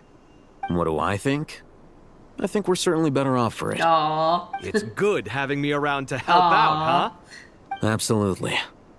As a citizen of Sumeru, you displayed a remarkable sense of responsibility in the face of disaster. They're so fucking gay. Holy Certainly shit. feels that way. I just shudder to think how the world would have ended up if we hadn't gotten control of the situation. Dude, oh my god, please, just kiss. Holy shit. Do you think this is what impending disaster looks like? The sky is so clear, and there isn't a whiff of decay or destruction in the air. It's hard to imagine that the fall of humanity could happen on an ordinary day like this. Awful things happen all the time. Sometimes people can stop them, and sometimes they can't. Yeah. What you and I have done is increase our chances of stopping this one. Lofty ideals may provide no defense at all against nihilism, but perhaps little decisions can. Oh, nothing. It's nothing. I hope everything works out tomorrow. It will. As long as we stick to the plan, God, they're so our fucking chances of good. success are Holy good. shit. It's really strange.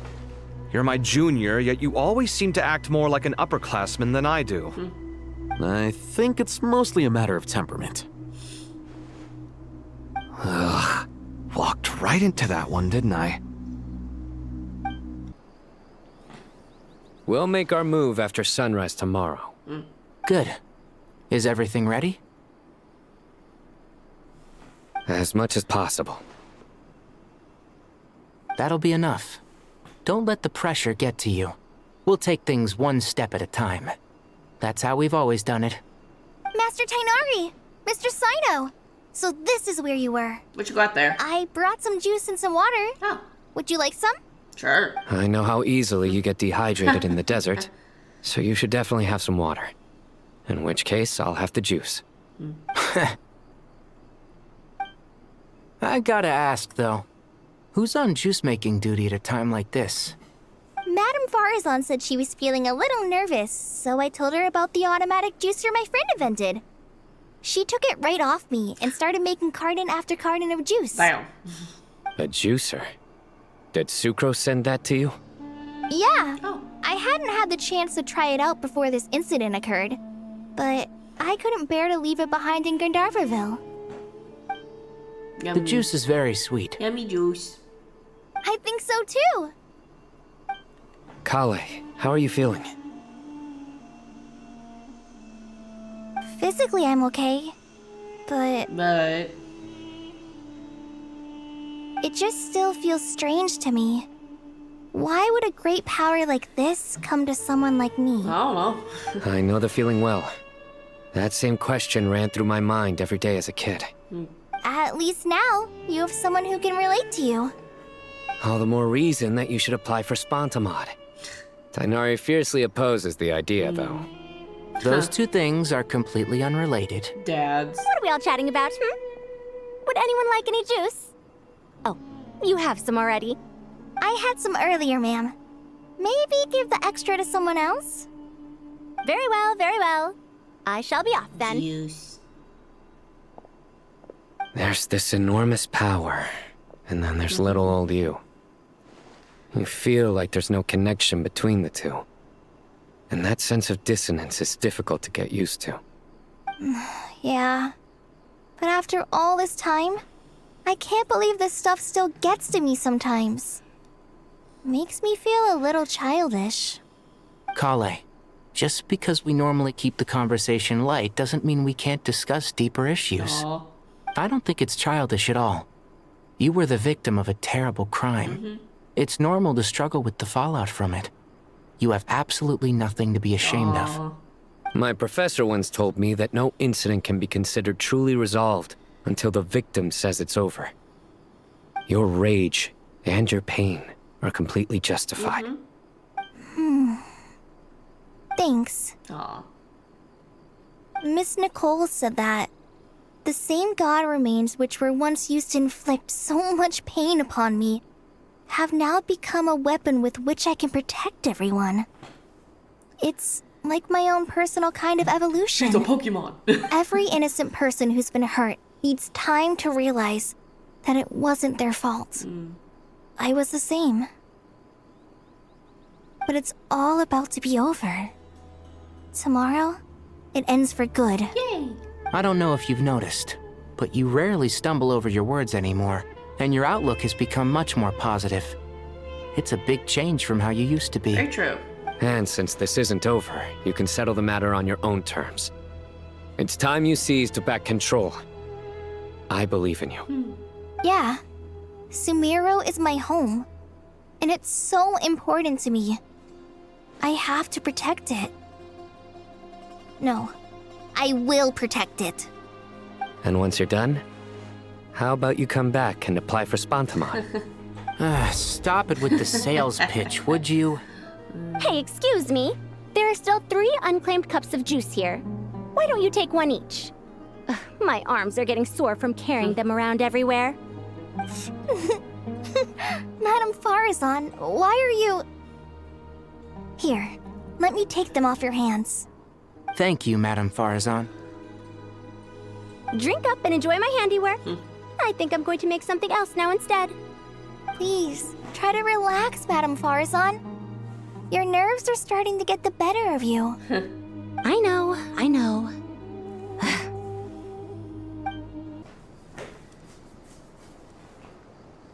Something on your mind, Miss Nefer?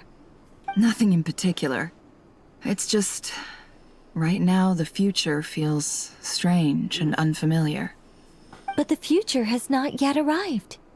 How can you say how it feels? Some people know that there's an impending disaster. Others remain blissfully unaware. Each group is imagining an entirely different future while walking towards the same one. But when they get there, they'll still find they feel differently about it. People are shaped by their circumstances. Different circumstances create people with different perspectives. I've always found the perspective of the Vahumana Darshan to be a particularly incisive one. Even at the height of the crisis in Nodcry, people held diverging opinions. But things are different this time. Indeed. Regardless of faith, gender, wealth, skin color, or eye color, everyone in Sumeru knows what will happen tomorrow. Wow, that's kind of crazy to say that. The world has never been an especially fair place. Yet now, against all odds, a moment of unprecedented unity and equality is about to take place.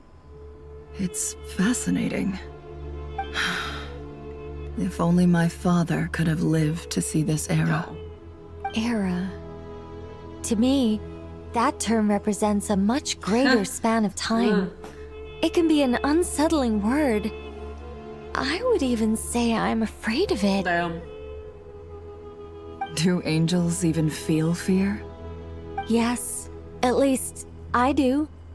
I fear the gap that grows wider with each passing day, and the never-ending flow of time. Time renders all memories insignificant and reduces all splendor to nothing. But those memories are the one thing I do not want to lose. You're very human in that regard. If angels draw too close to humanity, our wings burn away in the bright flame of awareness. And we fall to the So is that what happened to you? After spending so long among humans, I have lost much of my former glory. Damn, that's kind of sad. Maybe that's a good thing. You're more human than some humans are. I've been talking to Kale a lot in recent days. We seem to be in completely opposite situations. I suppose that makes us good case studies for comparison. Case studies for who? Myself, I suppose. After comparing the two of us, I suddenly discovered that I desired more than before. It was a gentle, pleasant sensation. Just as most people pursue glory and miracles, I too am pursuing miracles of my own. Guiding humans to make the miracles in their hearts a reality. That is my miracle. Okay. It doesn't sound so bad, does it? I guess. Look at the time. I should head back. What the fuck is Hypatia doing here? I'm so sorry. I was in a hurry and didn't look where I was going. Oh, shit. Are you alright? I'm oh, fine. Fuck. Wait. You're... Oh, shit. Have we met? Not exactly.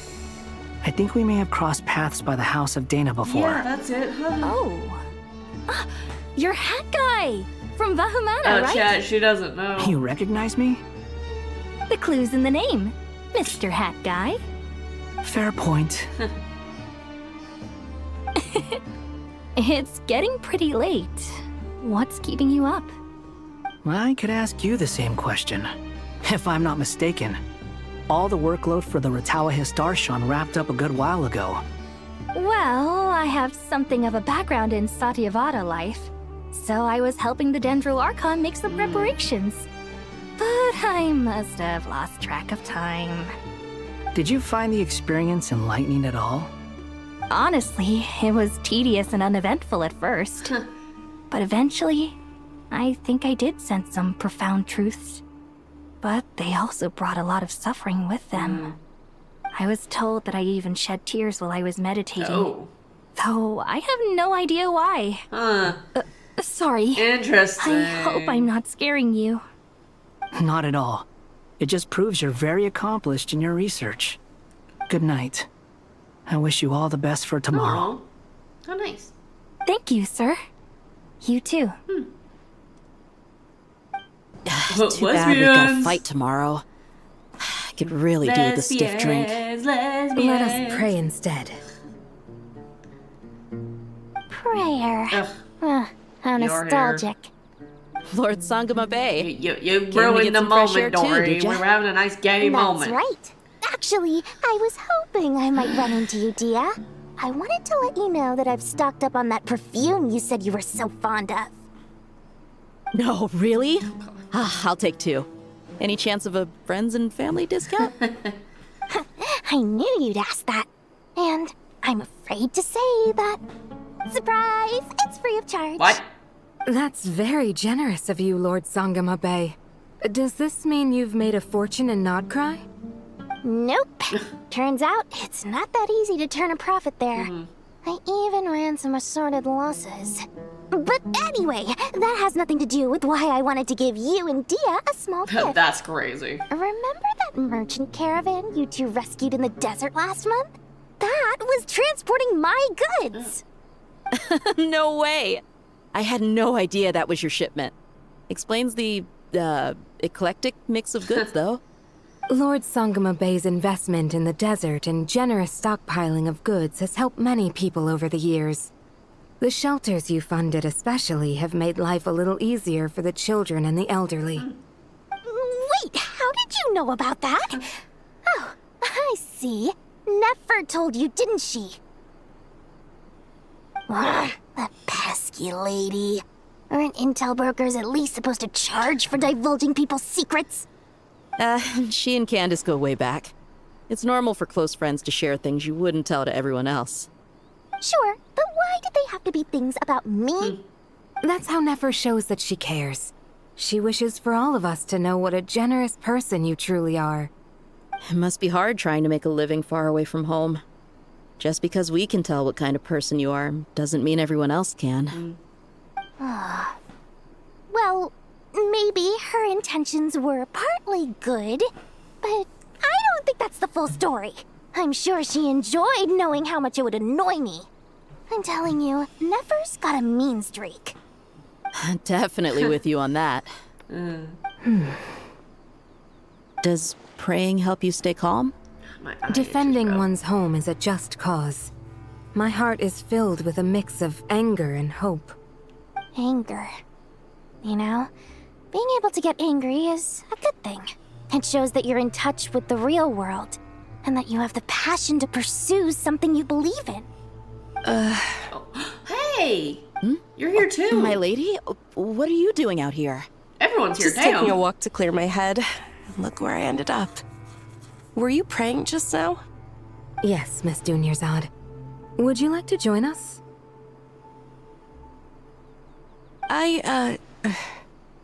Come on, it's fine. She won't mind who you pray to. Oh, then sure. I remember you, Miss Dunyarzad. You visited my shop before. If I recall correctly, the god you worship is the Dendro Archon, correct? That's right. She is such a gentle and kind god. But to me, she's more than just a god I worship. I see her more as a friend. And so do many others. She's not some almighty god who reigns on high, but a genuine friend. Agreed. She's a wise teacher and a good friend.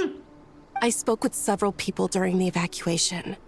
Everyone's aware that tomorrow's battle is one that ordinary people can join too. Ooh. A battle. Is to that a fight good for idea? our friends and our Actually? homeland. Oh, it makes me glad.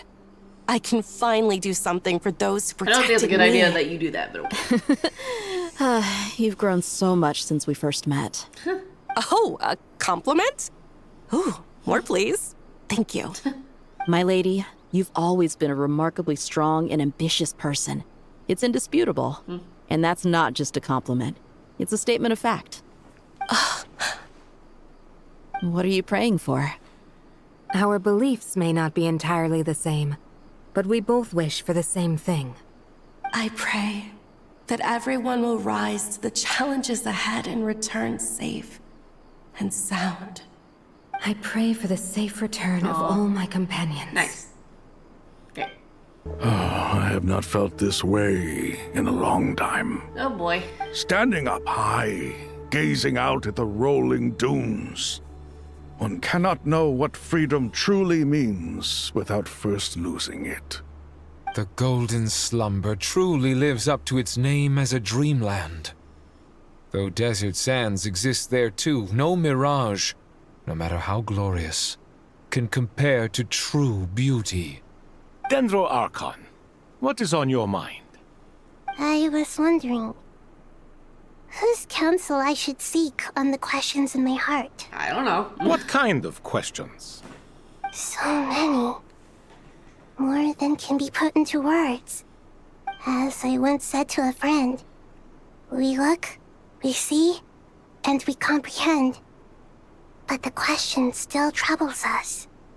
What are the many disasters that this world faces, but the sum of all irresolvable questions? The biggest question you should be asking is how to seize victory. Yes. Although, I would express it differently. I must not fail. And so the question I am most curious about now is whether the path to victory will be an arduous one. Hopefully not. What we declare to be a young sapling, we may, in fact, find to be a towering tree, if we would only cast aside our ignorance and look beyond the veil of time to see her true form. Hey guys. Nahida! We're here! Yeah. Just in time. My preparations are almost complete. Ready when you are. We're here too. Miss Nicole! Miss Nicole!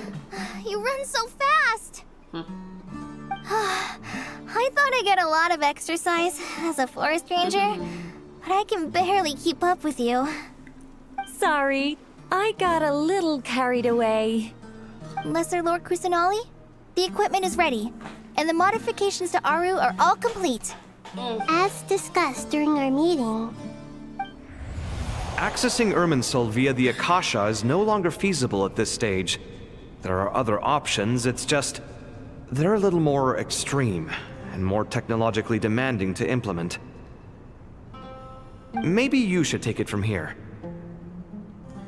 The architecture and functionality of the Akasha terminals overlap considerably with Aru. there is reasonable evidence to suggest that one was developed based on the other, or that they both utilize technology of the same origin. As long as the transplant and merge operation succeeds, Aru should theoretically work on a scale greater than the Akasha and approximately equal to Irminsul. It will become the largest active computing device in all of Teyvat. Oh, damn. A system this powerful is capable of a lot of different things. In the past, the Akasha was primarily used for one-way information transmission, but I suspect it could also serve as a central bridging hub. In the pursuit of greater knowledge, some scholars have attempted to connect their consciousness to Irminsul through the use of terminals, incense, and meditation.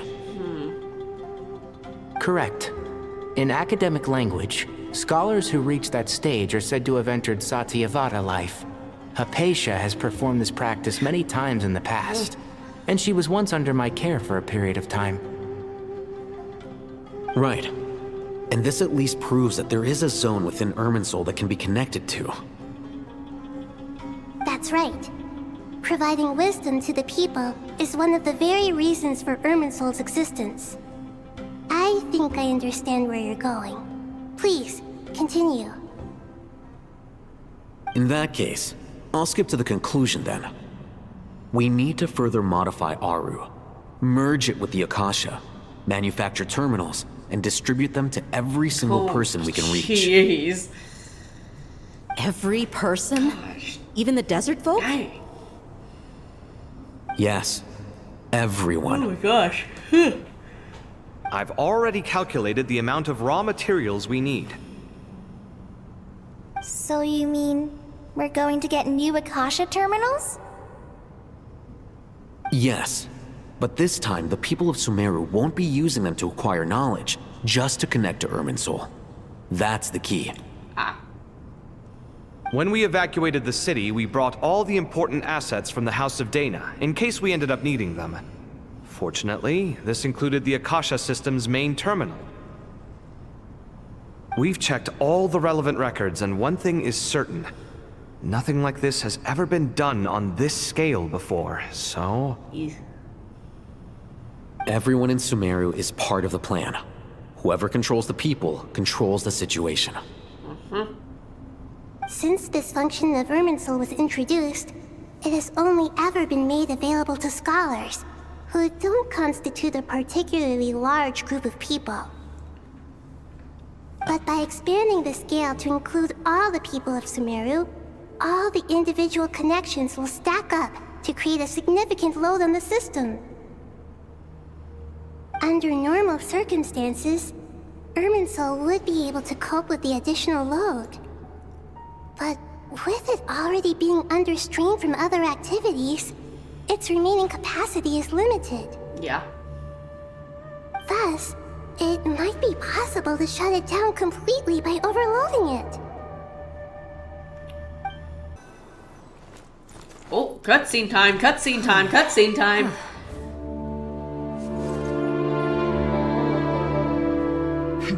Counting down. 3, 2, 1. Are you ready? Ready. Lock in.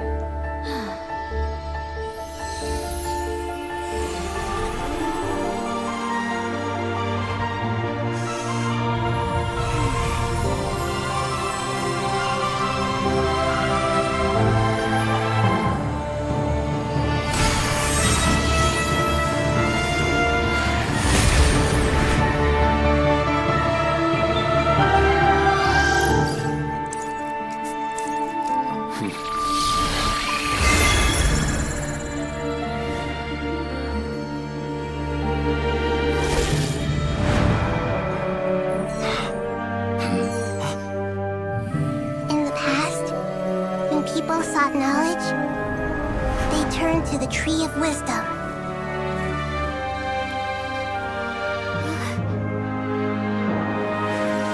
Today, we use it to save Sumeru and the whole world. These boughs that nurtured learning must not become tools for destroying the world.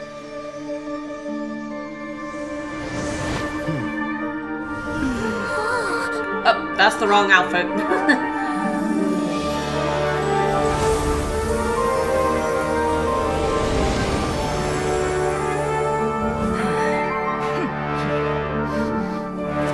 Stop. Please stop. End this transformation.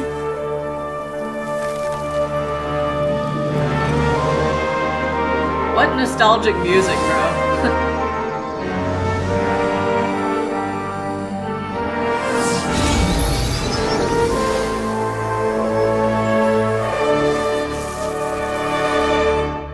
You would shut down Irminsul just to stop me? You fools. I have all the time in the world. Uh-oh. Uh-oh. Success! The evil Irminsul tree is step growing! Yeah, but... Great.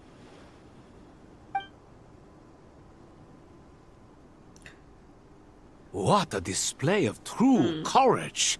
The courage to think and the courage to act. I never thought I would witness the shutdown of Irminsul with my own eyes. Perhaps this is human wisdom in action? Indeed, only humans could do such a thing. Gods are few and far between. What was once created for spreading knowledge is now used for another purpose. A rather ingenious plan. I am grateful to you three for your help. Only thanks to you were we able to extend Aru's interference capabilities to cover all terminals. Now, nobody who wears a terminal will have their activity accurately tracked by Irminsul. Great. No matter how many eyes Dottore possesses, he will not be able to see us clearly. Great. Now for the next step. I will need the help of your supreme powers once again. How might we be of service, Lord of Dendro? I need to reach the Eternal Oasis immediately. Right now? Yep. In that case, Ibis King, would you agree that this is a fine opportunity to dust off our old tricks? Never. I assume you have that chess set with you? Oh. You mean the one you gave to me as a gift? Asking for it back, are you? How could I? You misjudge me. I just wanted to show you another way you can use it. Oh? Connect to Safei Shatranj.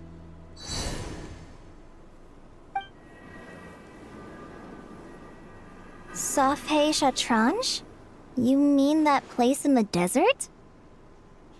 Thoth's chess set gains its power from the chessboard laid out in the desert by King Deshret and ourselves. Oh, okay. All ceremonies conducted using the chess set must be activated via Safei Shatranj. Okay, that makes sense, yeah. In other words, the chess set is an extension of the chessboard. In the past, moving a chess piece was a sacred and momentous act. Transfer initiated. Entering live combat mode. Eh? Oh, hello. We haven't heard a single word from our spy in the desert. I'm afraid he might have been Hey, captured. Pantalone, what's up? Never mind. But we spent years turning him. And a lot of Mora. Oh well. Nothing comes for free in this world, but the loss is not without its purpose. For a small price, we have wasted a precious amount of the limited time they have. Quite a bargain, if you ask me.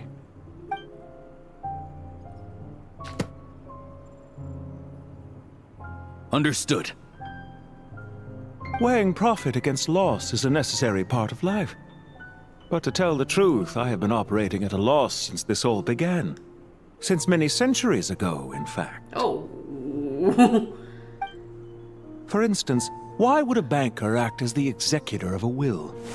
If you hadn't deposited your personal belongings at Northland Bank, I would have no reason to be here right now. There it is. I was waiting for it. I was like, where's the drop? Oh, shit. Dottore, I've placed your final data backup into the ley lines as per our contract. Oh. I trust we are now square for the safe deposit fees you paid. Oh. Is it not a little petty to split hairs like this, given our amicable relationship? I consider sound bookkeeping a matter of principle. Do not forget that you only live to see this day thanks to me. In fact, every day of your life since you met me, you've been living on borrowed time. What? Why, that's hardly a fair assessment. I will concede that my survival was perhaps at your whim, but I became a harbinger on my own merits. Managing money is not like other professions. Mine is not a role I could have acquired based on your recommendation alone, and certainly not one I could have lasted so long in without genuine ability. The information stored in the ley lines is quite comprehensive. Rest assured, I have not forgotten how strong your pride is. Well, I presume you have no sense of fragmentation while talking with me. How could anything possibly go wrong with such strict measures in place? The remainder of your soul was split in two, with one half sent to Nodcry and the other stored in the most secure vault of the Northland Bank. Though I must say, your disdain for the other segments is quite amusing. Zandik is you, and you are Zandik. Zandik created the segments, yet you, a segment yourself, reject him. That is, Zandik, created segments of various ages in his later years. To achieve this, he had to freeze time and part with a portion of his soul. But as constructive as it sounds, it erases my uniqueness. If each segment is equally me, then by the same token, none of them are truly me. A soul living forever in the past inevitably holds different views than he did in his later years. True. The same thing that completes me also restricts me. You too might ask yourself which stage of your life you want to be preserved at. The day your business failed? Or the day you were framed by a gang and sold off to a medical lab as a test subject? We needn't dredge up the past. This undesirable plan was eventually scrapped. Lesser Lord Kusanali was quite right. I needed an opportunity to eliminate myself. And after that, I concluded that there was no more effective plan than directly splitting the soul. Once the soul is transferred out, you will find that creating a physical body is far simpler than creating a puppet. The other half of your soul suffered a crushing defeat in Nodcry, you know. And yet in the process, I obtained the information I always wanted, did I not? Because now we finally know where the best testing ground truly lies. I once thought your ultimate goal was to ascend to godhood. But as it turns out, that was merely one of your experiments. Experiments take many forms. Most people are too eager for success, too fixated on the end goal. They forget that the experimental process itself is just as important. A suspiciously vacant seat, a new face. I trust you can put two and two together. The reason it doesn't exist is because someone tampered with the record. What can I say? After all your efforts, you really did uncover the world's secrets. So, is the new world you promised a lie? No, it never was. I am glad to be able to control Irmin's soul from within. Now I shall attempt to create a new world inside the existing one. No, you're not gonna do that. No. Almost everyone faces the prospect of death. But not a single person has ever been able to experiment unrestrained in the afterlife through sheer force of will. I am the only one to have overcome this enormous challenge. Would I not be letting the world down if I didn't make the most of the opportunity to experiment? Okay, bro. Clearly, the dividing of your soul did not affect the magnitude of your ego. Clearly. Out of all the versions of you that have ever existed, this you is the most insane and the most radical. Is that why you chose to work with me? Which was it then? My insanity? Or my radicalism? Both? Could I call myself a venture capitalist without a suitably ambitious plan to invest in? Yours happened to fit the bill quite perfectly. Crazy. Well then, I must say, while I am surprised enough that you showed up at all, What surprises me more is that you chose to present yourself as my former subordinate, and not as the banker Pantalone. Why make things harder than they need to be? Exposing my true identity in a situation like this would only serve to destroy diplomatic relations between Snezhnaya and Sumeru. I daren't imagine the consequences. Showing up in the name of the original antagonist gives you the recognition you rightly deserve, while also being sensitive to Snezhnaya's predicament. It was an easy win. As for why I'm here, if you're suggesting that your credit is in the negative, I won't argue with that. Many people say that about you. I'd argue that a significant factor in your willingness to cooperate is the fact that you have but a few years of life left after my death. Oh, fuck. Living and dying together has a way of binding two parties together rather closely. Okay. Is it not true that a relationship should be judged by both the positive and negative returns it yields? Oh. So some of what I said actually made it into your head after all. It's true that I hope you don't die too soon, but don't you find that a strange thing for me to say? After all, you've already had quite a long life, especially for a human being. Let's not pretend that you're any more innocent than I am. Are we not the same in this regard? We both despise the existing laws of this world, and neither of us enjoy being under anyone else's control. Is it really so greedy to want the world to operate by a new set of rules? Of course not, my dear friend. And as I've said before, mutual interest is the foundation for the most reliable of relationships. You can attest to that. I just hope there never comes a day when I have to work too hard to prove that. Regrader, sir. People have been spotted approaching Sumeru City. How strange. Despite your access to Irminsol's data, it appears the soldiers noticed before you did. They must have found a workaround. Well, Dottore, I trust you know what this means. The fact is... They're coming. They'll breach the city gates any moment now. But even so, I would say Irminsol is a wonderfully convenient thing on the whole. If you do manage to create a new world, perhaps you could plant one outside my office, too. I'll consider it. What do you need me to do? Stall them? The experiment will take time. Stall them for as long as possible. Very well. But you're really asking for the moon here. Have you heard this story? There was once a guilty man, kneeling in the center of a church while an angry mob outside waited to bring him to justice. He pleaded with the gods, begging them to grant him one final request, the chance to finish confessing his sins before he was sentenced. Really?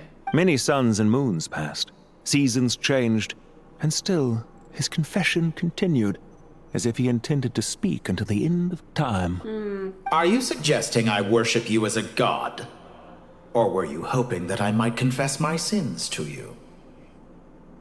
Certainly not the latter. That would make my life miserable indeed. And speaking of gods... For someone who despises them so, you never seem to have any objections to me creating or becoming one. At first, I thought you'd be furious. Concerned I would terminate our partnership, were you? Partnership, Not huh? at all. You had reasons why our partnership must continue. Don't you find people's attitudes toward gods amusing? A god descends from the heavens and people worship it unreservedly, blindly following whatever rules are given to them. And yet, when they see an ordinary person gain godlike levels I can of really power see why by they virtue casted of their J. own Michael hard Tatum for work, his voice they actor. treat him with nothing but suspicion, even if he is a compatriot. Is that supposed to be a compliment? No, I was just thinking. I pity the man who would call you a compatriot. There's no need to be so self-critical. Also, about your recent situation. I know it's a little late in the day to be asking this, but how have you been keeping? I'm flattered that you would take the time out of your busy schedule to consider my well-being, Doctor. The part of your soul that went to Nodcry caused quite a stir, sending our organization back to the drawing board on numerous fronts. It was quite a headache for everyone involved. Dear me. I must have caused you no end of trouble. You certainly did. I had the rare honor of being summoned before the Tsaritsa with Pulcinella to answer for myself. A terrifying ordeal. Don't worry, I pulled through. At most, it's a public relations nightmare. I made sure of that. Now I'm curious. How did you explain yourself? Oh, it was quite simple. I just pinned the blame on someone who wasn't there to defend himself. I could hardly be expected to defy the demands of someone as insistent as the second Harbinger, now could I? How you slander me. You know full well that I am perfectly amenable to reason. There's no question that you are partly to blame for the ruin of my reputation over the years. Now then, about your plans for the future. Do you have anything lined up for when this is all over? Hard to say. Field work always takes quite a toll on me, as you know. Once I'm back at Snezhnaya, I'll start with a well-earned cigarette. Damn. Why are you so eager to ruin your lungs after I went to the trouble of replacing them for you? What the fuck?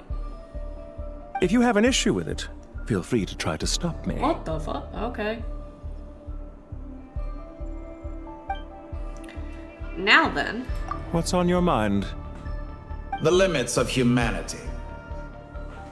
It's a pity. Despite running countless calculations, I find there is simply no way to reduce any further the amount of one's soul required to sustain an individual. It's rare to hear you admit to being unable to achieve something. I beg to differ. For instance, as I've told you before, the original me was prone to motion sickness and couldn't make long train rides. Ah, yes, of course. One of the reasons you often sent yourself out on errands. What are you thinking about now? A new experiment. Bro, what? In the event that my soul was depleted, say we extracted my data from someone else's memories, yours for instance, and then combined it with your intact soul as the base material, what would we create? A baby. Such a scenario would be impossible. A baby. Oh? As long as your current soul survives, there will be no need to create a new individual. Don't forget, you were the one who approved of the present situation wherein only one Dottore remains. And if you ceased to exist, who would be capable of performing this experiment?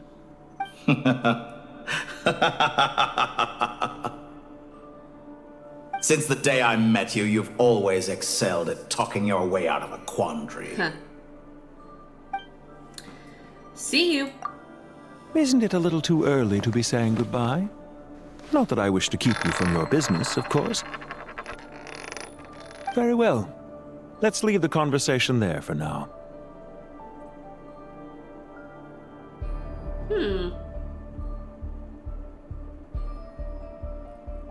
That's super interesting. Oh, that's super interesting. Okay, we're here now. The power of King Deshret's 7 pillars is truly remarkable. You're here too? With just a Forgot her name. chessboard, you can move an entire unit across the material plane. Yeah, sets us up for a much easier fight. Really makes my day. The last time we stormed the city, it involved a lot more running around. I wonder how many people can say they stormed a city twice in their lifetime. Probably not a lot. I was just thinking that. I've definitely had more than my fair share of unusual experiences in my life. This is my first Rana, time here, actually. We never usually leave Gandharvaville. Yeah, what the hell? Oh, you have I a hope voice this now will be my too. last Shit, time. wait. Because Does everyone have to chime in? Voiced. Can't we just fight? What an amusing comment, my dear lady. Yet humans often alleviate tension via small talk, do they not? Whoa! Why is Candace's shield talking? Because the image on her shield is one of me. And I, of course, can appear wherever I wish to. Huh. Well, la-di-da. Isn't that fancy? Could I get in on this? You wish for your gauntlet to speak? Why, certainly. Ahem. I think you'll find that it is I whose image is carved hereupon. Thanks. Definitely feel stronger now. You're welcome, my lady. I am glad to lend you my power. Sino, what's the situation? There are troops stationed at every entrance. As we expected. A frontal assault will suffice. Everyone, stick to the plan. We'll take the main entrance. You head for the House of Dana's side door. Move out.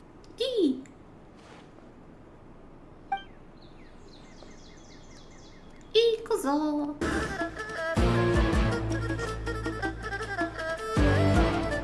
Waterway secured. Just music though? Kind of popping off. Brothers! Sisters! Perfect. Just in time. Boat. Welcome. Once we've linked up, we'll continue the advance. The team has arrived at the north entrance, as planned. Good. Press on.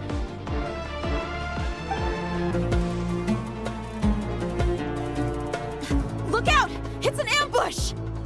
Finally. We need to hurry. Take the middle road now. Mahamatra Sino, area clear. Don't relax just yet. More Fatui approaching from the right.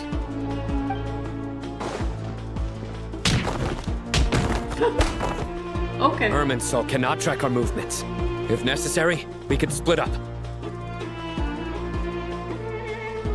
Don't worry. We'll wipe them all out. As you can see, our people came raring to go. Good, good. How are things with the Traveler? Can Tainari keep her safe? Oh, yeah. Don't underestimate Tainari just because he's a forest watcher. He can handle He's like, don't talk bad about my All husband. right. You know that's not what I meant.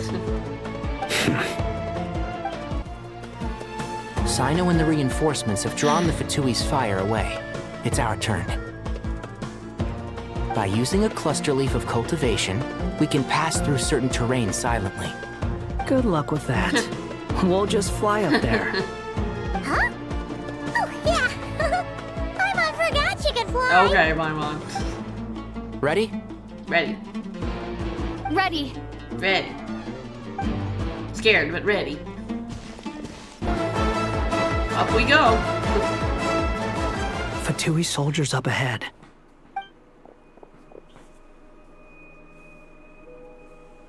Yep. Careful. Prepare for battle. Hey! There's people over there. You have some nerve showing your faces here in the center of Sumeru City. Oh. Hello.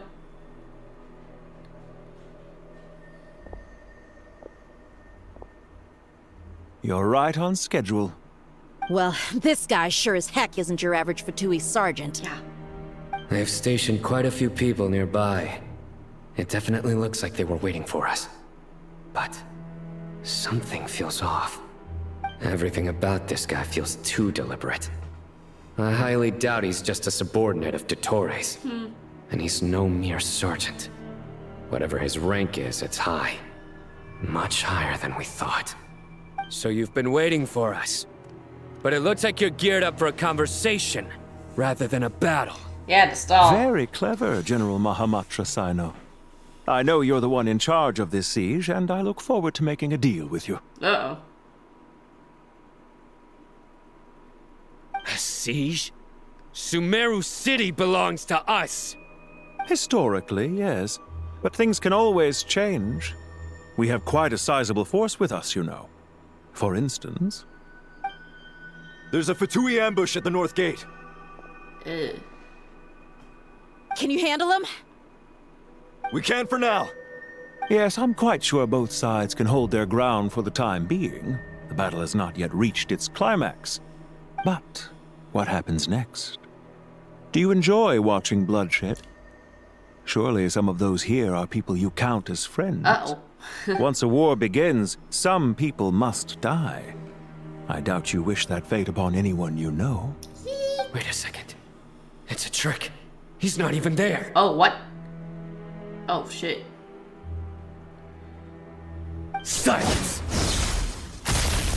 Oh, okay. He disappeared. Oh, shit. What was that? A ghost? Curses. He was never there to begin with. That was just a shadow projected there to lure us in. Uh-oh. Enough talk. Attack! I apologize for being unable to accompany you at this crucial moment, but I am compelled to leave for reasons beyond my control. Please excuse me. Bruh. Sumeru's General Mahamatra is quite ruthless. It's a good thing I wasn't there in person. Your illusion held them up for a time just fine. But now that they have seen through it, they will realize you were just a decoy. Decoy or not, what matters now is that they will be heading your way imminently. Not imminently. They are already here. Oh boy. We made it! This is far enough. Tainari, you go help Sino. Don't worry about us. We'll manage from here. Surely.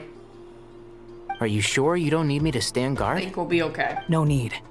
Once the connection is established, we'll disappear from the sanctuary of Surasthana. Go help the others. All right. Goodbye for now, then. Please tread carefully.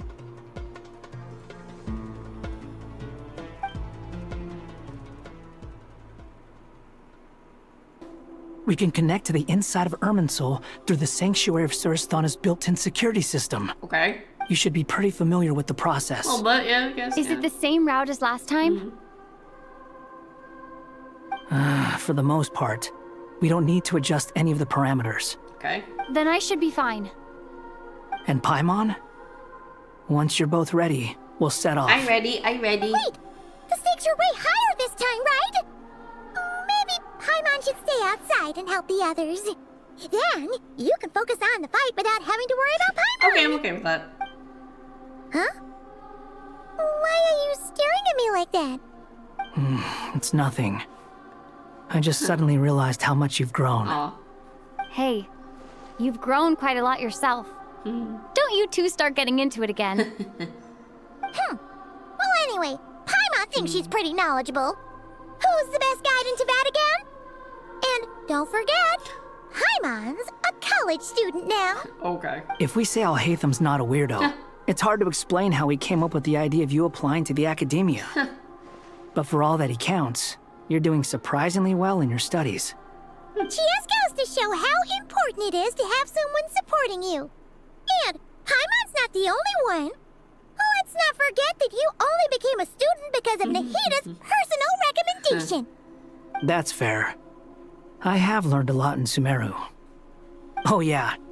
Did you ever come up with that ugly nickname you promised me? What? No way! We're friends now! Paimon gave up on giving you one ages ago. Anyway, isn't Hat Guy enough of a nickname for you? Fine. Suit yourself. We need to go.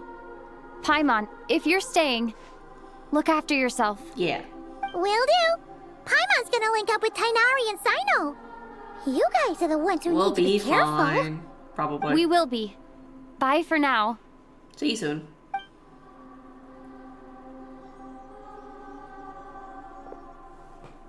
Initiating connection. Oh shit. Oh shit. Oh, that's the wrong outfit, but alright.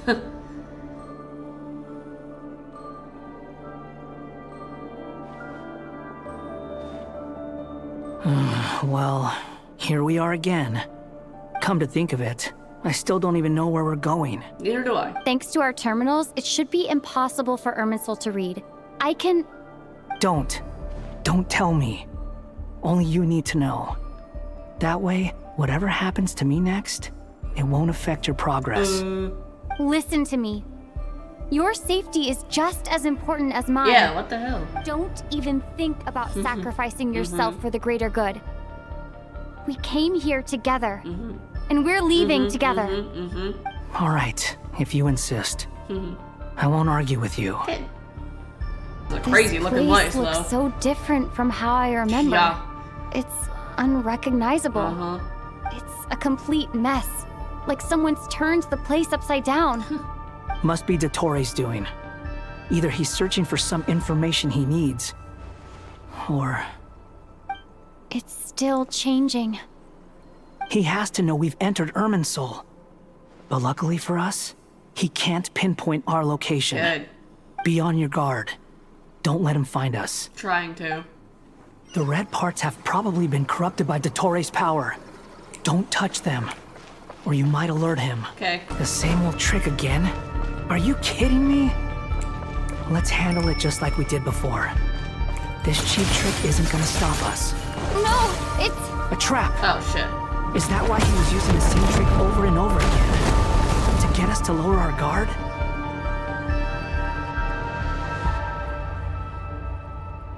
Well, fuck. I'm trapped!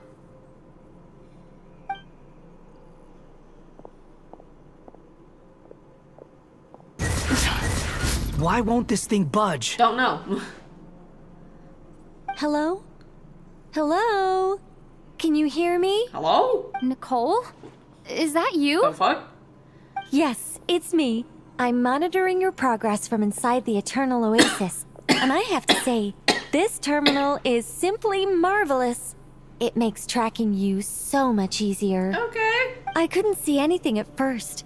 But now that you two are inside, I can use your location with support from the terminals to get a partial view of the situation inside Irminsul. It's not the clearest image, but it's better than not being able to help at all. So, here I am. I can't intervene directly, but I can help to guide you out of the jam you're currently in. So please, just follow my lead. Torre in his current form is a blight upon both Irminsul and the ley lines. Pay attention to your surroundings. There must be sources of his contamination nearby. The corrupted in... Is that one of them? Precisely. Good work. But we're not done yet. Stay close, and let's see if we can find any others like it nearby. And where exactly do you think you can run to? What is that? Pursuers. That's gotta be it. Run! Don't let that thing touch you. There's more than one path. Which way do we Left, go? right, center? To the left. Trust me. Fleeing like vermin. What a pathetic sight. Watch yourselves. Stay focused. I'm trying. There's a cliff ahead. Jump! Jumping. More of those corruption sources. Destroy them as you did before, and open the exit as quickly as possible. They're relentless. Is he trying to wear us down? You'll just have to destroy these too. I think the pursuit is over. Hard to say. Stay alert. Whew. I think we've made it to relative safety. Whew. Goodness. That was tough. You doing okay? I'll be fine. Don't worry. Take a short rest, and then... Nicole? Nicole! Uh-oh. The connection's been cut. But that means... Uh-oh. Look at you supporting one another. How very touching. Oh, shit. Okay. Oh, God. Dottore! Oh, God. Took you long enough to find us. You're more useless than I thought. Oh, really? I think I deserve a little more credit for my methods than that. Damn. Oh, gosh. Rather than hunting you down, I chose to let you roam free. Oh. I indulged your presumption that I was unable to track your movements. Played along with your clever little plan. Fleeing is for animals. but I rather enjoy watching you flee. Some things lose the will to run altogether as soon as you put them in a cage. If that's true, then why did you come looking for us? Because I wanted to observe you up close, of course. Don't misunderstand me, I'm not here for a fight. Is it so unusual that I wish to greet my old acquaintances in person? After all, it's been a while. Scaramouche. Oh, shitty. No, I was like, wait, you're not supposed to know that. He remembers? No, that can't be. It's impossible. Why are you so afraid? I have done nothing unprecedented in discovering the truth. Nor did I go to any great lengths to uncover your story. Oh, granted, he is kind of, that makes You sense. made I a might figure bold that series out. of moves in deciding to erase yourself. And with the power of this great chronicling device called Irmin's Soul, you were able to achieve something quite remarkable. Once most people form an opinion about someone, it tends to imprison their mind. Yet you managed to erase every trace of your existence. A novel take on death indeed. However, this meant that you stood out to me all the more when I saw you in Nodcry. I didn't even have to go looking for you. Just the sight of you was enough for me to intuit the truth. Ow. For someone in my position, connecting the dots was a trivial affair. It would have been more surprising if I hadn't managed to piece it together. You seem very pleased with yourself for figuring it out. I'm sure you'd even be more delighted to learn the full extent of your crimes. That would hardly be necessary. Besides, isn't there something that concerns you more right now? Something that fills you with dread? Let me put your mind at ease.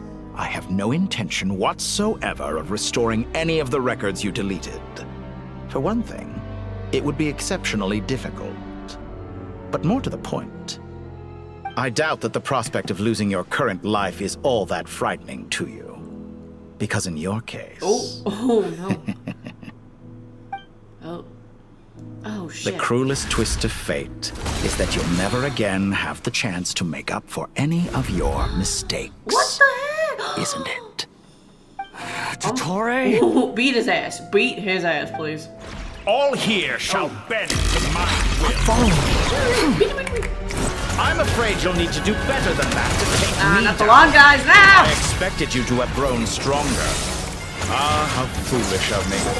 I forgot that you lack any means to increase your power. You will pay for everything you've done. Will I now? Push it. Okay.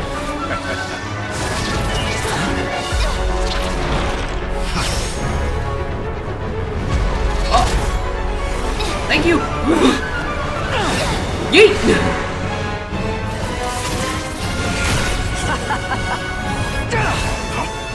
Does the prospect of death amuse you? I could ask you the same question! I'll distract Dottore. You focus on the mission. Got it. Oh. Oh.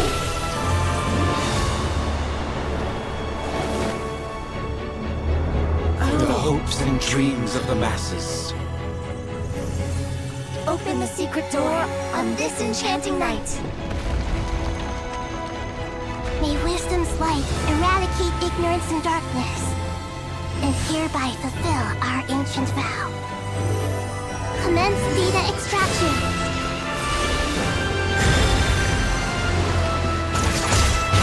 Oh, beat him, beat him, beat him, beat him. Come on. Phase 2? Did that even count as phase 1? I don't even know.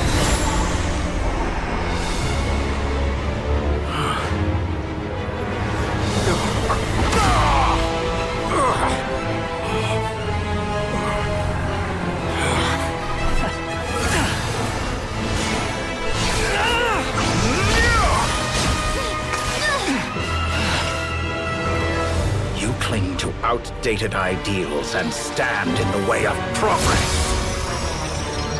Uh-oh. You will pay for interfering with the grandest experiment of all time.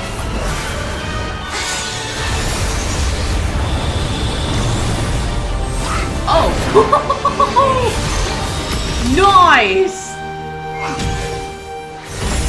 Whoa. Whoa. Good timing. Dottore, as clever as you are, you fail to understand wisdom. Wisdom takes many forms, but the path you have chosen eschews them all. Huh.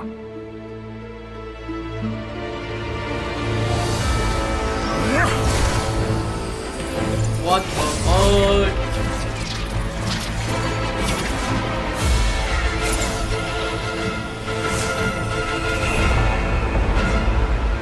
Oh dear. Oh no. My strength is fading! Since you are within Irminsul, it stands to reason that any power you wield comes from it. You're extracting the information from Irminsul just to strip me of my power. I will find his weakness. I admire your attempt to introduce a new variant, but it's nowhere near enough. They're so close. Just hold on a little longer. I'll hold him up. Traveler, Hat Guy, the rest is up to you. Okay. We certainly have a knack for surprising each other, don't we? I'm just getting started. It's time! Say your prayers! Oh, combo attack! Combo attack! That's awesome! Finally, time for you to die. Excited? Time for me to die? How could I have reached this place if death were something I feared? The last gasp struggle of a dying man is a pretty pathetic sight. And I know it when I see it. Ooh. We shall see about that. We got it! We did it! Let's go! Oh, shit. Well.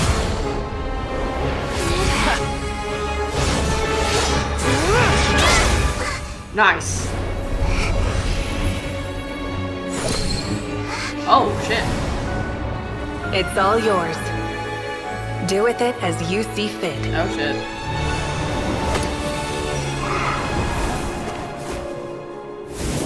Just as you say, this world is home to some archaic things.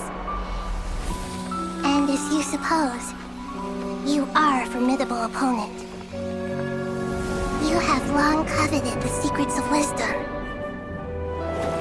So now, I will demonstrate true wisdom in action. I invoke my supreme authority as the keeper of Irminsul. Commend me or condemn me. But give your verdict now! Blessed One of Wisdom, Mahakusaladhama, are you certain that you wish to exercise your authority to destroy Irminsul? Oh my god. It represents both your roots and your finest accomplishments.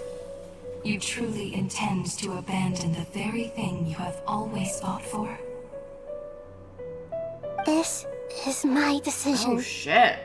Irminsul has been corrupted beyond redemption. Irminsul is the original tree of Tevat.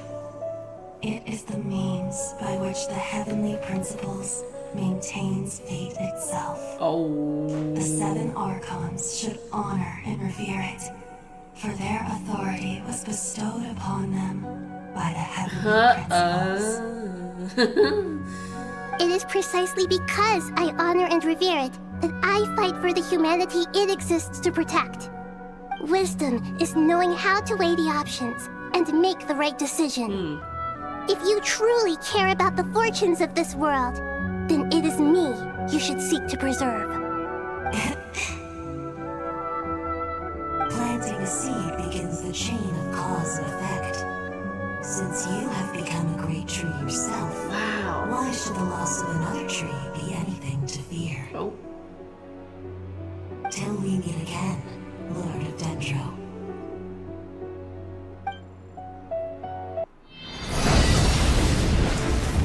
Wow.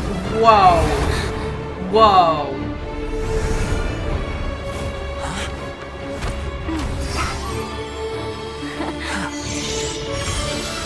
The first flame. The pure, cleansing fire.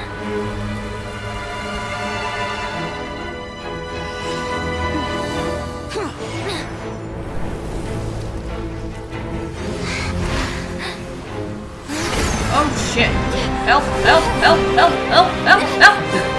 No, no. Help! Help me! Help me! Help me! Oh, fuck. Oh my god.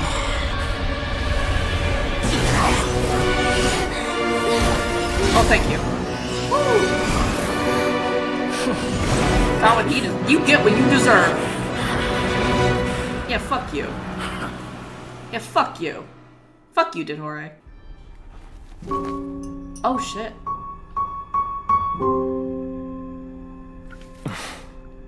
Shall we? Where were we? Oh, they're I so was gay. suggesting that you needn't perform when signing a contract. You're only sitting here because your bank demanded an evaluation of the trustee. So you told a story about a young scholar from a merchant family in Sumeru? I told a compelling tale, didn't I? The post-expulsion story is far more captivating. The human experiments or the elixir of immortality? The part where you die. Ah, yes. My favorite part. The 35-year-old Segment thought of himself as Dottore, reserving the name Zandik for the original specimen. Of all the Segments, he was the most selfish. After his expulsion, Dottore searched for a new direction. He joined the Fatui, studied Elazar in great depth, secured resources. He was rather fortunate in his career. Zandik turned to Conrian technology and successfully created his segments. But this was not immortality. Even with backup segments, his body would still age. Still, thanks to Snezhnaya, Zandik found the ideal base for his experiments. Then a perfect partnership materialized at a crucial moment. The year that both parties realized they needed more time. Fortunately, Zandik succeeded. In a miraculous turn of events, he gained the extra time he needed. I seem to recall it differently. All right, it's true. No matter how much elixir he took, Zandik remained human and continued to age. Then, on the morning he turned 85... Help me up! Call for help! Oh, shit. Surely he would be rescued, Zandik thought. But to his surprise, no one helped him. Zandik was too selfish for that. Don't forget, you're one of us. Yes, and we're all waiting. Waiting for me to die. Pantalone arrived for a meeting and happened to witness what followed. He found it unsettling.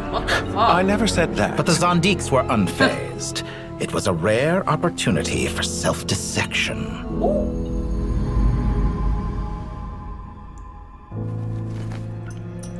What does all that have to do with you depositing your data at Northland Bank?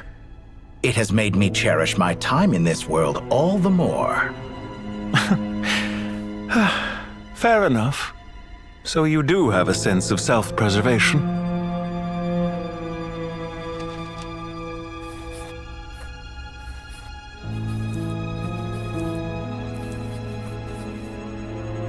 What do you mean? You're hardly normal, and you don't cherish life. You just don't want to admit defeat in the limited time you have. Even so, don't I deserve an interesting ending? I'm counting on it.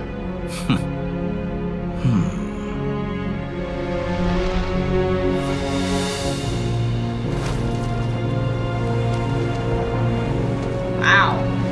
That's interesting. If nothing else, I expect my funeral will be a grand affair indeed. What a magnificent fire. Oh my goodness, there it is, Snezhnaya finally! light fires After to ward off the years! cold.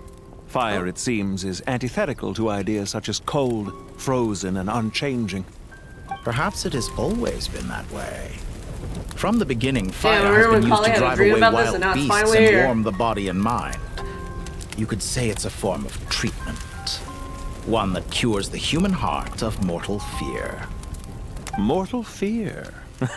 Wow, that's crazy looking though. Something you haven't been acquainted with in a long time, by the sounds of it. Whereas you, I'm sure, must know the feeling quite well indeed. I remember when we first discussed the elixir of immortality, you claimed that extending your lifespan was about buying more time. But was that really the truth? You fear the prospect of dying a wretched end in this world, don't you? Of course I do. I'm only human after all. And while you may have forgotten it, you cannot deny that you too were once human, Dottore. I do not believe that there is no such fear in your heart. Perhaps you are right. But I abandoned it long ago and devoted myself to my experiments. I have felt no fear since. Really now? From the very beginning, I never thought you could win this game. But still you came. Contract in hand, to honor our agreement. Because I am a reputable partner. And as we have discussed, experiments are about more than results alone. The process is equally important. I have come here and completed my creation, and I do not regret my decision. Huh. I'm afraid your journey ends here. Yeah, you're fucking dead. After I die, there will be no one to make the elixir of immortality, and your remaining stock will only last a few more years. How then will you prove that you didn't perish in this incident alongside everyone else? When I feel optimistic about market environments, I never forcibly adjust them. They have their own direction. And I myself am one such environment. I have been quite particular about many things in my life. But where the manner of my death is concerned, I choose not to be. You make yourself sound so magnanimous. Oh, but I am. And I hope you will be too. It may have been a long time since anyone told you this, Dottore, but I recognize that you are a truly rare talent. Wow. Ha! I can see it. The experiment in blasphemy that I've been performing all this time. It has been a long process, and I do not care about the results as much as people might imagine.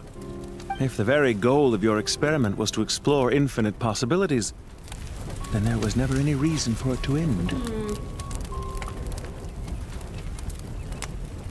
Indeed. Yet now, the experiment has officially drawn to a close. What should I call you? Zandik? Or do you prefer Dottore? Suit yourself. Goodbye, Feofan. Ooh. This time, that's what it truly is. Feofan. And don't I know it? Goodbye, Zandik. Feofan. What? Damn. Feofan? I could have carried out many more experiments, but to me, Lord of Dendro, this outcome is certainly not the worst. I believe you. But unfortunately, this is where it all ends for you. This experiment does not belong to you, nor do any of the results. Experiment.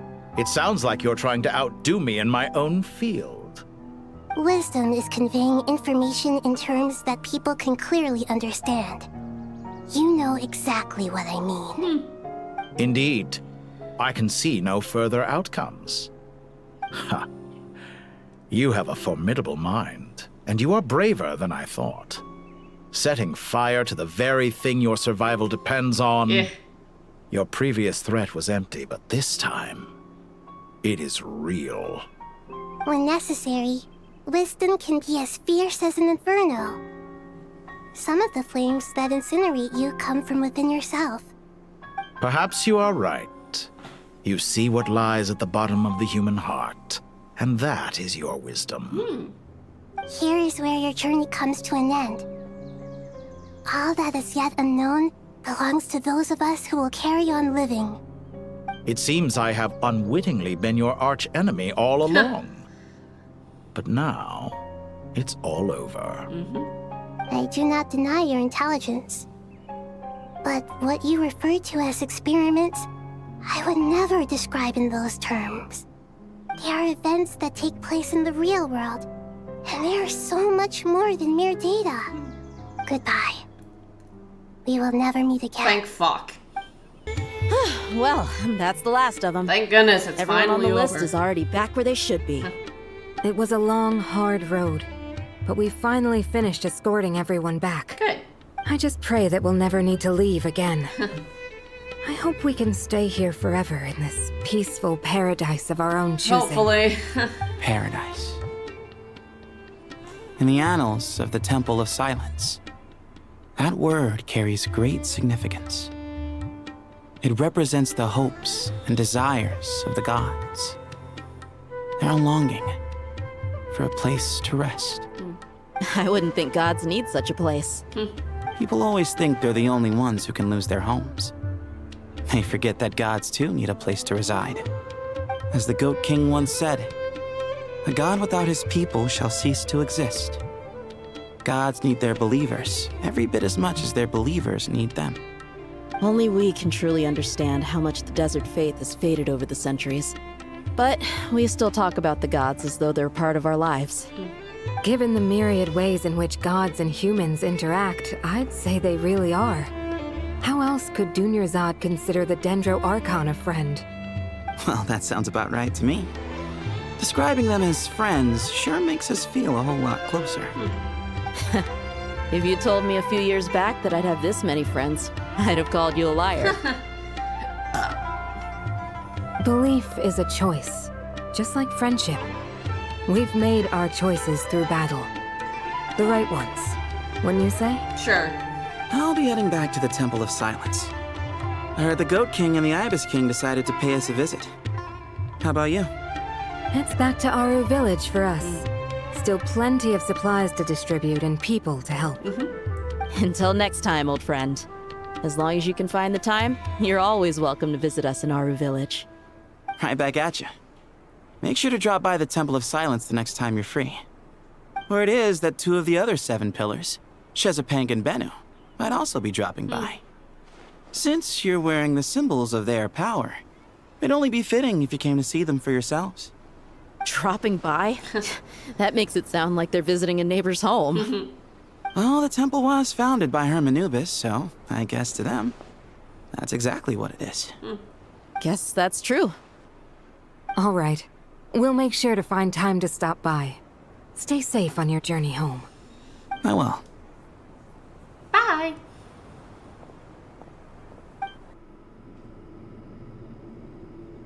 You do have a point. See? Retirement has always been a problem, especially for old-timers like us who've been locked away all these years. You finally step out into the light, and bam! You're face to face with a whole different world. Naturally. What do you think, Layla? Huh? Why would you think to ask me?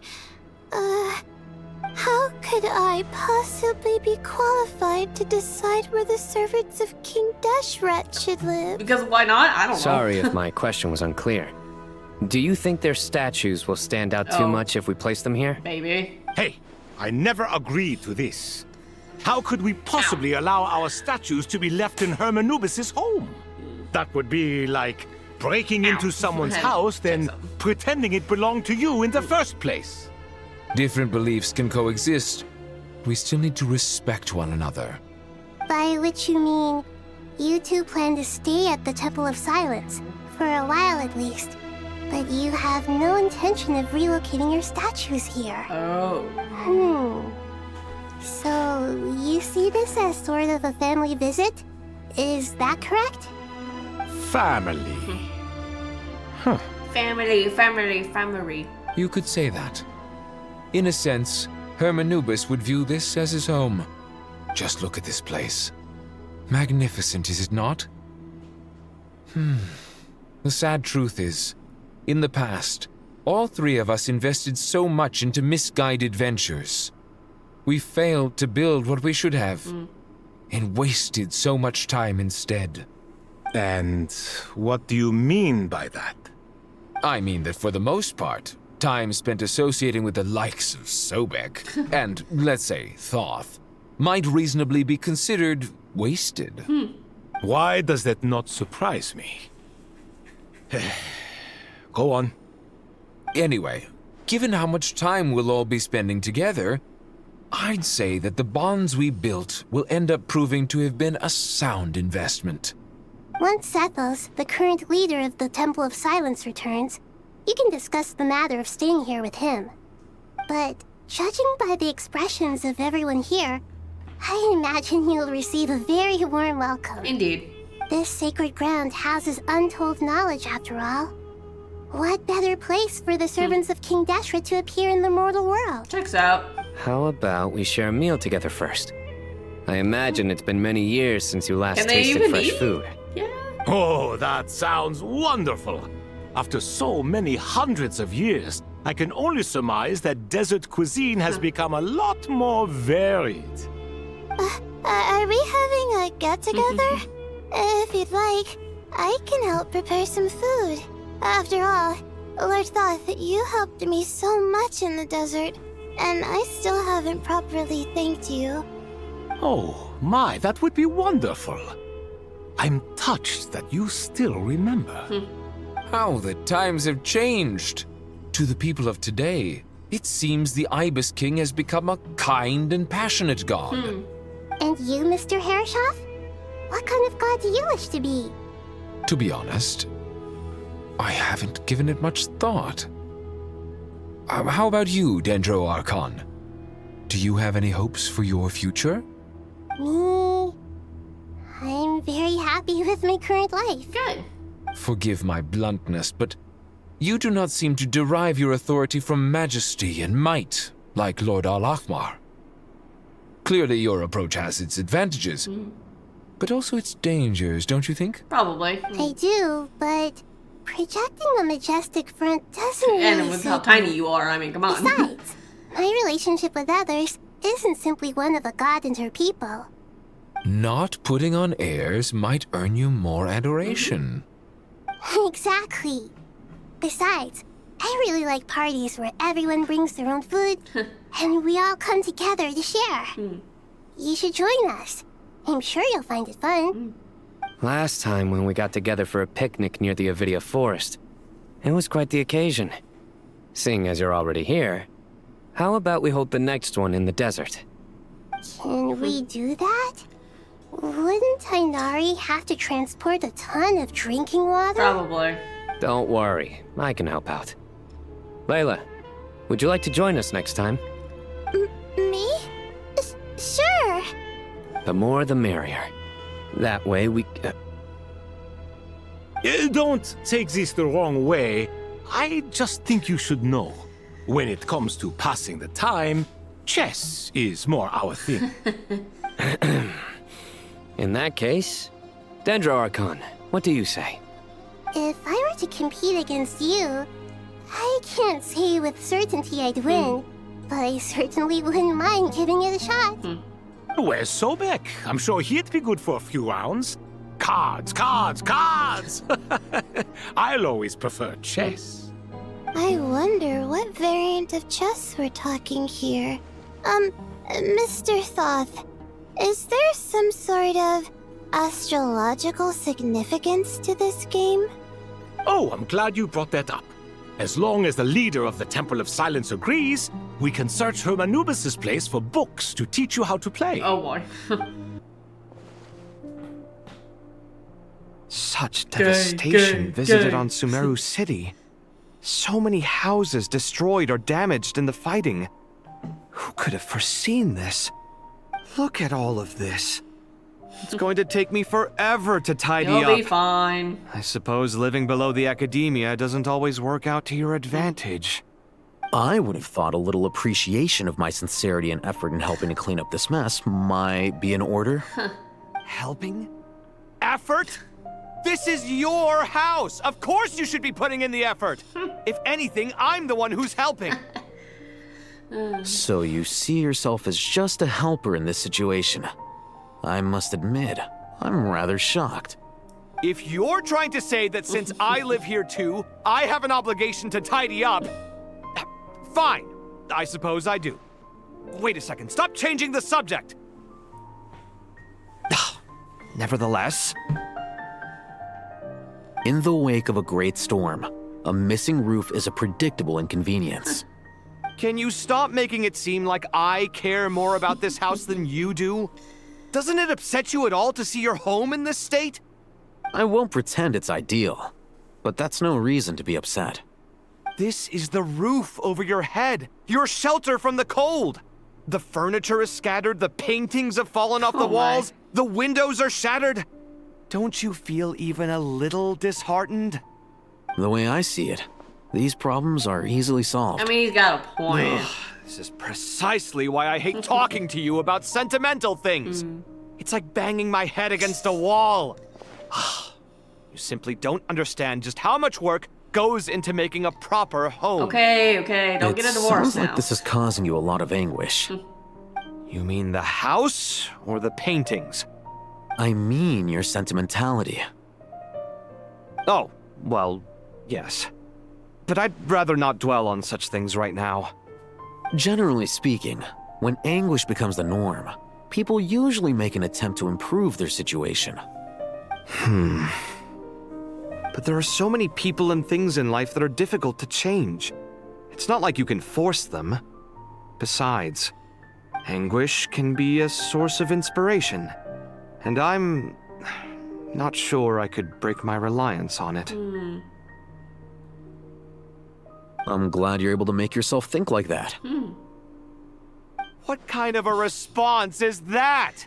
I was stating a profound truth about the very nature of art.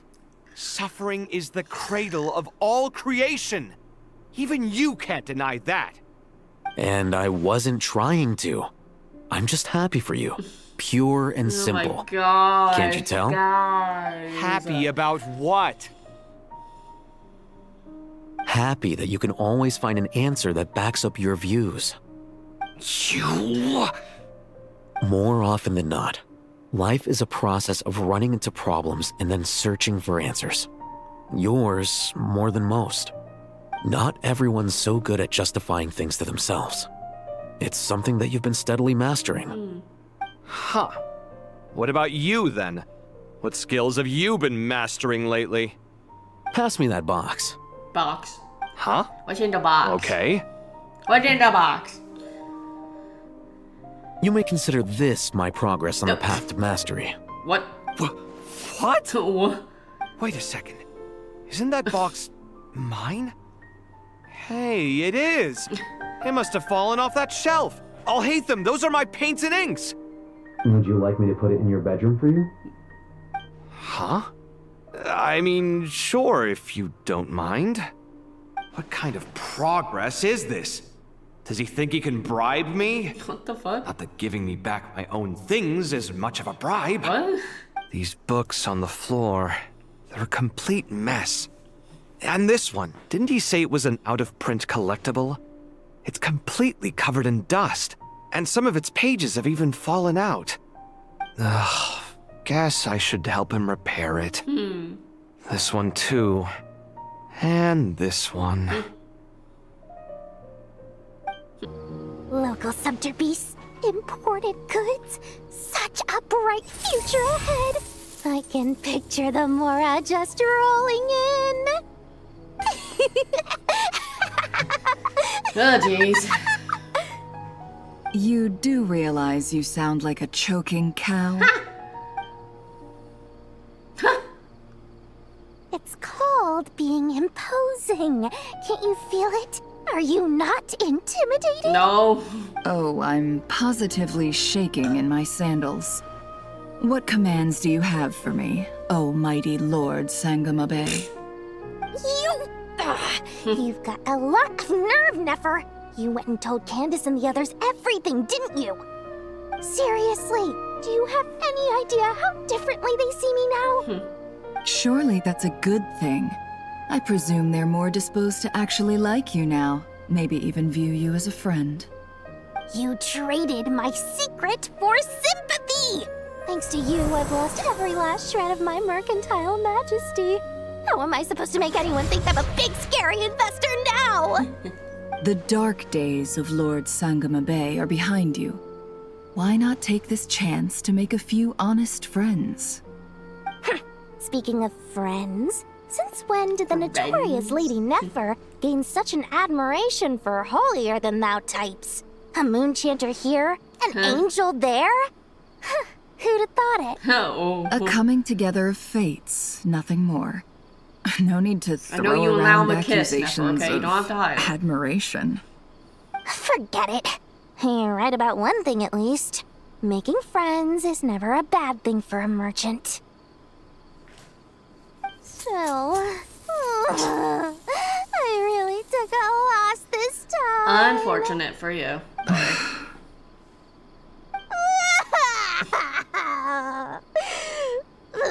What are you looking at? I'm trying to see if you're really crying or if those are just crocodile tears. A little birdie told me that when Lord Sangama Bay makes money, the tears flow from the center of her eyes. Oh. But when she loses it, they flow from the corners. Which is it this time? Center. Ugh, you are so annoying. I'm not talking to you anymore. Nefer, thank goodness you're here. I've been looking everywhere for you. Huh? Who? Oh, well. If it isn't the House of Dana's very my own gosh. librarian. What can I offer you today, Miss Katayun? Oh, no, I'm not here to buy. I'm here to bring Lady Nefer a book, and a fascinating one at that. We agreed to meet at the entrance to the mausoleum of King Deshret. One more thing, I bought this copy with my own money. It's not borrowed. Reasoning knows not time of day, but suspense always follows a blizzard. What? That's quite the mouthful. Yeah, for real, what the hell? Huh? Isn't that the one that... It was all the rage for a while. People throughout the city were clamoring to get their hands on a copy. The names inside were all circled. Everyone thought it was a riddle. What? Don't bring up that book in my presence. I don't even want to hear its name. That thing was nothing but a scam. Surprisingly enough, I've actually heard of this book, though it doesn't seem of much consequence. So, what truth lies behind it? You're from the Vahumana and you're asking me what the truth is? I'd say the actual truth was about the least important part of the whole episode. Oh? I brought you this book because it probably has the most interesting backstory of any in the House of Dana's collection, at least in recent years. As for its quality, well, you can judge that for yourself. Okay. Don't tell me it's actually any good. You may not know this, Lord Sangama Bay, but Lady Nefer has a fondness for books with... How should I put this? Mixed reviews? Huh. No eye for good literature. Hey, you can't say that. Perhaps she feels that bad books hide interesting secrets? But I shouldn't put words in her mouth. It's probably fair to say she prefers the conversations that books can spark over the substance of the books themselves. Suits my style as an intel broker, wouldn't you say? Very interesting, thank you. I'll return it to you once I'm done reading. And as it happens, I have something for you, too. Incense? I imagine you've already used up the incense I gave you last time. Here's some more. This batch is from Nodcry, so the scent won't be quite the same. Well, actually, I've been saving the incense you gave me. Oh my gosh. I couldn't bring myself to waste it without a special occasion. But I'll gladly accept this, too. And I promise I'll use it this time. Katayun, you haven't changed a bit. What? What's happening? Oh. Okay, something for Kale? Congratulations, Kale. On what? Well done, Kale. After studying for so long, you've finally become a full-fledged ranger. Yay! Sure hasn't been easy for you, huh? This really is good. fantastic news. All grown up. No longer a trainee, but an official forest Yay. ranger. Oh, the next step is to secure tenure in the academia. Thanks, everyone. It's true. I'm an official forest ranger now. Well, that's good. Master Tainari, thank you for your guidance and support. I wish Mr. Sino were here so I could thank him too. Sino had a matter to attend to at the Temple of Silence. I don't imagine he'll be back for some time. But don't worry. We can celebrate together once he's finished. Okay. I'm afraid the party will have to wait. Kale still has some matters to attend to first. Kale? Is everything all right? No, it's not what you think. There's nothing wrong with my health. I just have a few things I need to deal with. Oh? I've made plans with the Traveler and Paimon to visit Mondstadt. Oh. Master Tainari and Mr. Sino will be accompanying us too. Gonna go see Amber? Well, that's a relief. Let's get together when everyone's back. I'm sure you'll be doing even better by then. Of course. I have a feeling you're right. A few days later. Phew! After all that catching up on sleep and food, Paimon's feeling full of vim and vigor again. For someone who spends so much time resting, your recovery routine is surprisingly simple. Hey! Paimon's been working her butt off too, you know. She flew all over the city helping everyone out. Okay. Don't worry. I saw how hard you worked. All right. We all know you're the most hardworking person in Tevad. As long as you're rested and full, that's what really matters. Paimon's been looking around the place, and it seems like the city's already on the map. Good. But Paimon's been wondering how Nahida's doing. We should check in on her. Hey, Nahida, you good? And Skirmish is here too, or someone. Hey, Nahida! Or Wanderer. And Hat Guy's here too! Traveler, Paimon. How you doing? What's going on here? Yeah, we good? Nothing much. Nahida was just expressing concern for my physical and mental well-being. You're fine, right? Oh, the Traveler told Paimon all about that. We've both been very worried about you. Are you feeling alright? You make it sound like I'm on the brink of some kind of breakdown. Truth is, I'm doing much better than you might imagine. Good, because we got to see Dottore If we fucking can die. just get to the bottom of Dottore's intentions, we can minimize his negative influence. That's the sort of thing I excel at.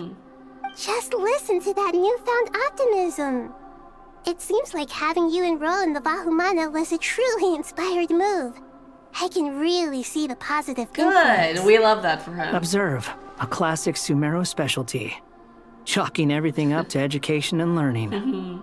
To be honest, even I can sense the change in Same, you. honestly. Everything Dottore said to you was a way to manipulate your mind. Fortunately, you're no longer under his sway. Yay!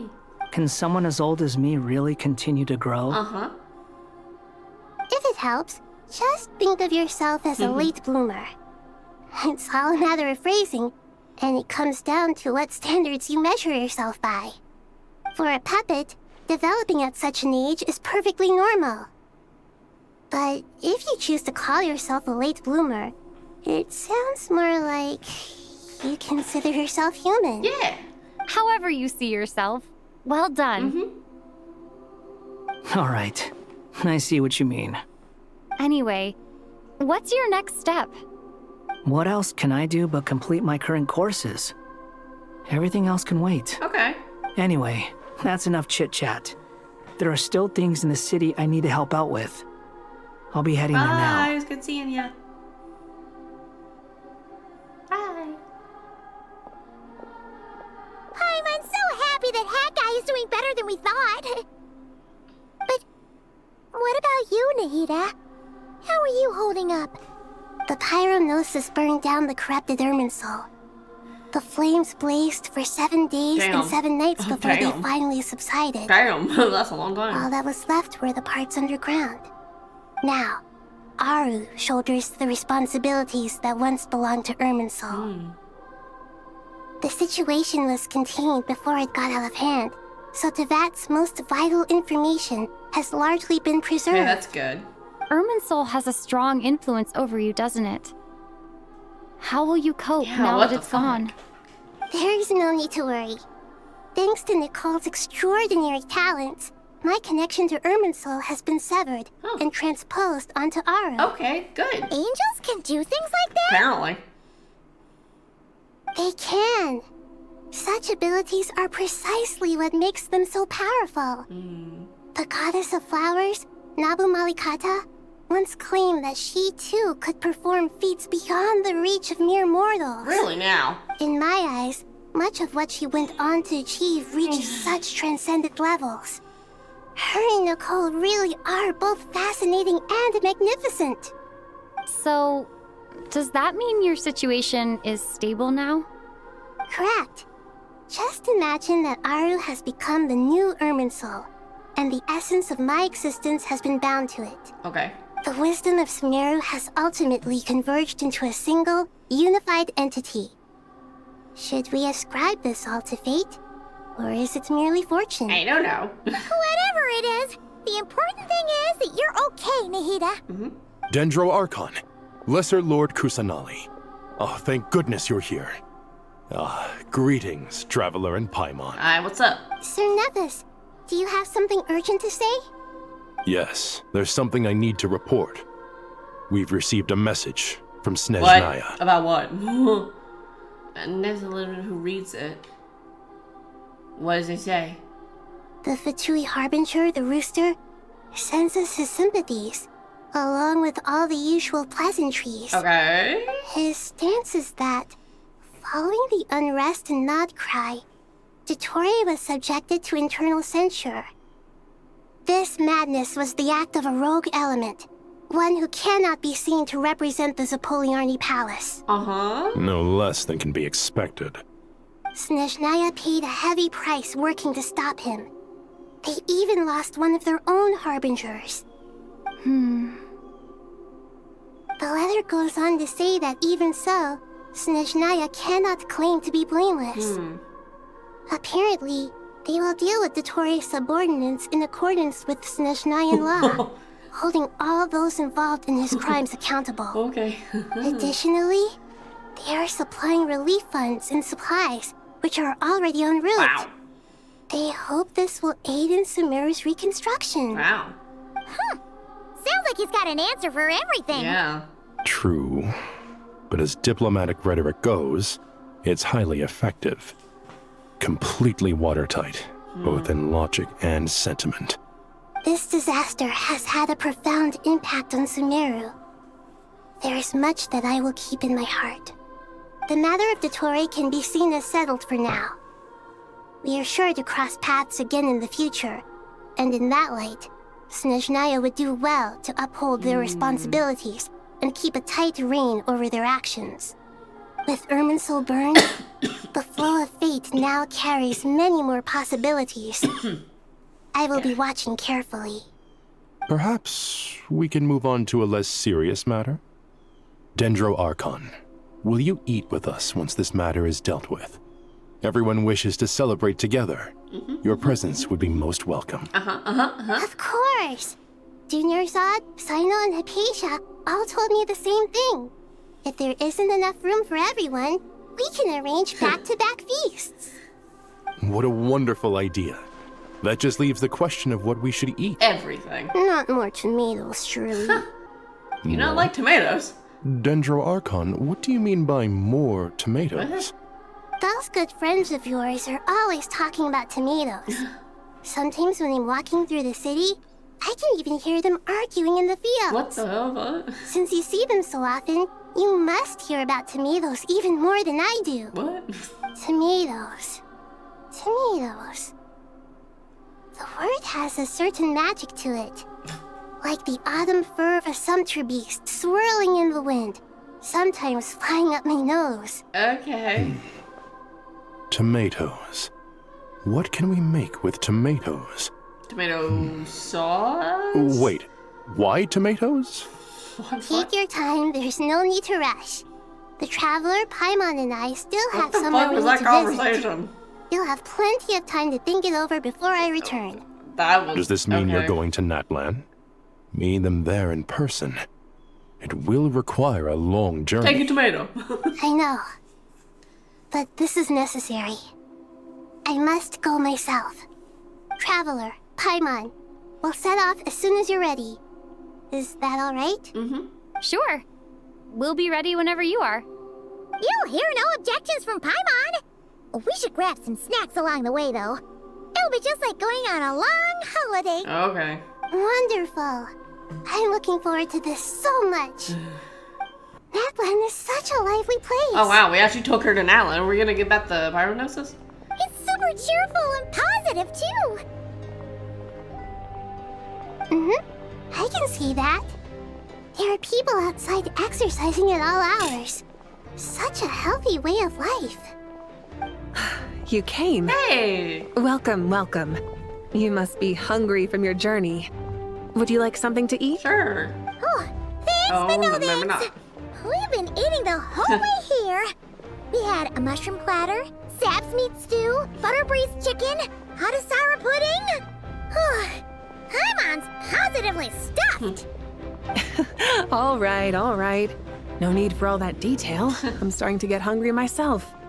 Maybe later then. We can wait till everyone's got an appetite.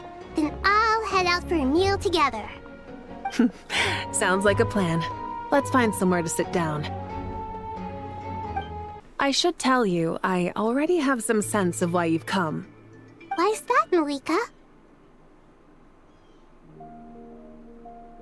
To say thank you. Your senses are spot on, but yeah, what on happened top to the of that, Pyronosis? we also feel guilty. Like, is it gone, or...? Because the Pyronosis has vanished? Oh. I sensed what its the loss. fuck? Despite scouring through the remnants of Irminsul, we couldn't find any sign of the Pyronosis. Oh. Not even any trace of it burning But wait, to ash. where the fuck did it go? That's certainly unusual. Still, the potential fallout from Irminsul's loss is significant, to say the least. Perhaps the Pyronosis's disappearance is simply a knock-on effect of the impact it's had on a certain strand of fate.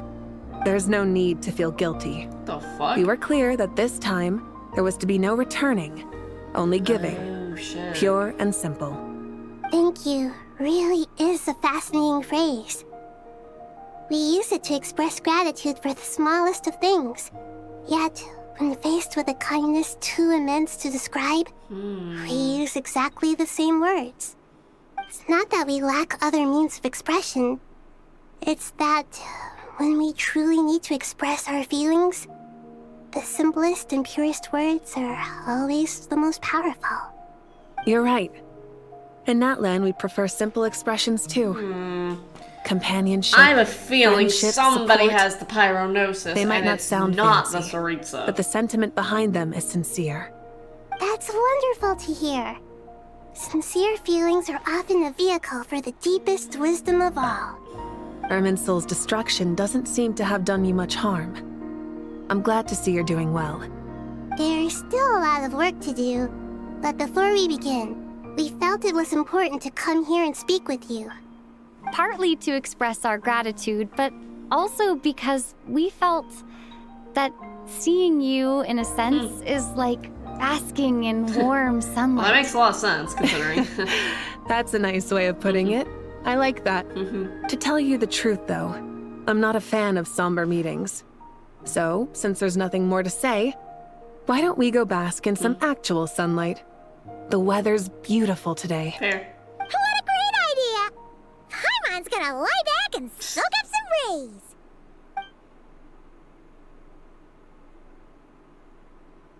rays. Aw, cute.